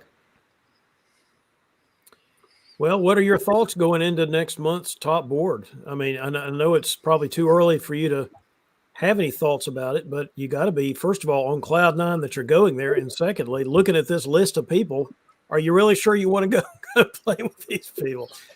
Definitely thrilled that I'll be making it. I think I've played at least one game with everybody on this board. But as you were saying before, things also just change on top boards, right? Like, yeah. So I think it'll probably be a little bit of a snake pit, but I think it'll be fun. How many top boards have you played? So there was Summer Classic earlier. I think Summer Classic might have been my first top board. Excellent. Not a rookie. I forgot about Summer Classic, man. And Saren was on that board, and Karthik was on that board. McAllis was on that board. Yeah. So hopefully better luck when it's not my rookie top board. All right. So the number one seed, Brandon Fogel, who gets an automatic qualification to the DBNI with his number one seed, he wasn't on that board. What's it going to be like going against the top seed? I mean, that'll be interesting too, because obviously, most of us have not had a ton of chances to play with Brandon lately since he's been doing the broadcast. But we'll see. I mean, top seed on a top board doesn't necessarily mean a ton, right? Like he gets to pick where it affects insofar as people can affect what where they are in the picking their countries. But beyond that, I mean, right, being top seed doesn't like really mean much of anything once the slate's wiped clean, and it's just okay. It's the 7 of us playing a game of diplomacy now. Well, I wish you all the best, Jason. And as I say, it was fun to watch you get on the top board, and hope you do well. Thank you, David, and thanks everybody. See you later. Thanks, Jason. Hey, man. Bye. All right, kicked him off. That's the last Will Be Mass Bomb tonight. But congrats to Jason. And that number that was on there, he finished with 317 point something. Ben Kelman came into the day today at 323. So that elimination in round 2 was the difference. So Jason would have needed probably 6 without that elimination, at least 6 more points. And so what would another center, if Saren has to give up 4th place for Jason to make the top board, or what would it have come down to? So it feels like a very frustrating aspect of a league scoring system where someone can lose position based on playing. Actually, that's a very frustrating aspect of a scoring system. We don't want to be discouraging people who are in a good position from playing more games. So maybe something for the VDL organizers to think about in the future. All right, gents. Well, that's it. That's the 2021 VDL season. You've been on? I think David, you've probably been on the most broadcasts. From your prediction earlier on that you're going to see a variety of play, did it live up to your goal? And maybe what's a highlight or two? It did live up to the goal. I think we saw. I'd have to go back and make a list of what kind of games we saw. But my recollection is we saw a lot of different kinds of games. And not very many, AIR kill everybody and go to 11-11-11-1 like we saw the year before. Man, I think there were some of those, but not nearly what it was the year before. I think people were trying new things, which is great. I do hope that we can come up with a way to incentivize people who are not, quote, in contention, end quote, to continue to play the games and to continue to play the games for their best result. because you do want people to play. I mean, as Adam says, you don't want to discourage play. We want people to play as many games as possible. So I'm not talking about necessarily changing the scoring system or anything. Maybe that's the right thing to do. I'm just saying I hope we can incentivize people. Now, one way to incentivize people is to say these games count for your DBNI score. But in addition to that, I think it's important for us to recognize that doing well in the diplomacy game is worth something in and of itself. Yeah, I was talking to Gary Sturley about this with regard to the Tour of Britain, some of the same issues. How do you incentivize people to play even though they're not, quote, going to get on the top board, end quote? And the answer might be to be have a little more recognition for somebody winning a particular day of the VDL. Yeah. Some other ways to look at it, but in general, let's not quibble. In general, this was a very exciting VDL season. We saw a lot of really cool games. We saw more solos than we were anticipating, which means that people were taking chances and taking risks. I mean, those solos weren't even the same. You know, one of them was somebody really getting out of position, being taken advantage of. The one we saw from last month from Nikolai really wasn't that. It was just a well-played diplomatic game. So we've seen variety even among the solos. And hell, we saw, someone go for one tonight. We've seen a few others, where people took solo shots, maybe didn't hit it. So you're absolutely right, David. I mean, there's been some really interesting games. There's been some games that have been just straight up games of diplomacy, and there's been some games that have been heavily affected by the meta of the league. And that's what we're going to see. I mean, that's just a function of what we're doing here. Yes, we are not covering house games that have no connection to the next game. Right. Well, we did it well. I want to thank everyone who's been on stream this season. I can probably count on more than two hands, which is fantastic. So thanks to the DBN team. There's a lot of people always behind the scenes helping us out. Thank you to all the GMs who have GM'd the games this season. I know Maury Zachmus, or Zach Moore, as he's going to change his name for the holiday season, was doing them today. But we had Sabi doing them all throughout the season, and a good number of folks who helped out Zach run the VDL. And then again, thanks to Zach for putting this all together. 2 straight seasons. I know we've had a lot of players play. It's a great thing to do. Once a month on a Saturday, you've got diplomacy to play all day. The chat rooms in the servers where people are talking about signing up for all 3 games because they want to play 24 hours straight of diplomacy. Now, I can't do that. 15 years ago, I might have considered it, but just to see the chatter of people wanting to get in on it and play some different things, try some new styles. I'm looking forward to March, because March will bring some new goals and some new predictions and what we're going to try different styles again next year. There's face-to-face diplomacy. I know that's going to eat into some of the virtual schedule, but the nice thing is on a Saturday in Chicago, when it's 30 degrees out and the wind is blowing every tree branch down, I could sit in my warm house and hop on the the mic with 6 of my friends and probably get stabbed to pieces. But that's why we play the game. So, gents, anything else before we wrap up? I guess I would just say, I think at least I hope that we're all doing this for the same reason, which is, we all want to do well, but mostly we're doing this because it's a fun experience and because we love the people that we're interacting with. And, and I think, I hate to sort of say it, but for the people who are not necessarily in the top 7, just the experience of doing this, I hope it's been fulfilling for you. I hope it's been enjoyable, that you've learned something, that you're getting better, and that you're going to go out there next season and try to kick some ass. Yep. And we miss Brian tonight, so we'll see Brian back for the championship game. He will have his full league night spirit, all the design and the music. The guys can see me as we're prepping for the show. When the hype music is going, I'm bouncing in my head and I'm getting ready. I'm getting hyped up. So definitely thanks to Brian for getting this group together. And I think that's it. So everyone have a great rest of the year. Celebrate the new year. 2021 was another interesting year, and we'll hope for a good start to diplomacy in 2022. So with that, in Siobhan setting, stay safe and stab well.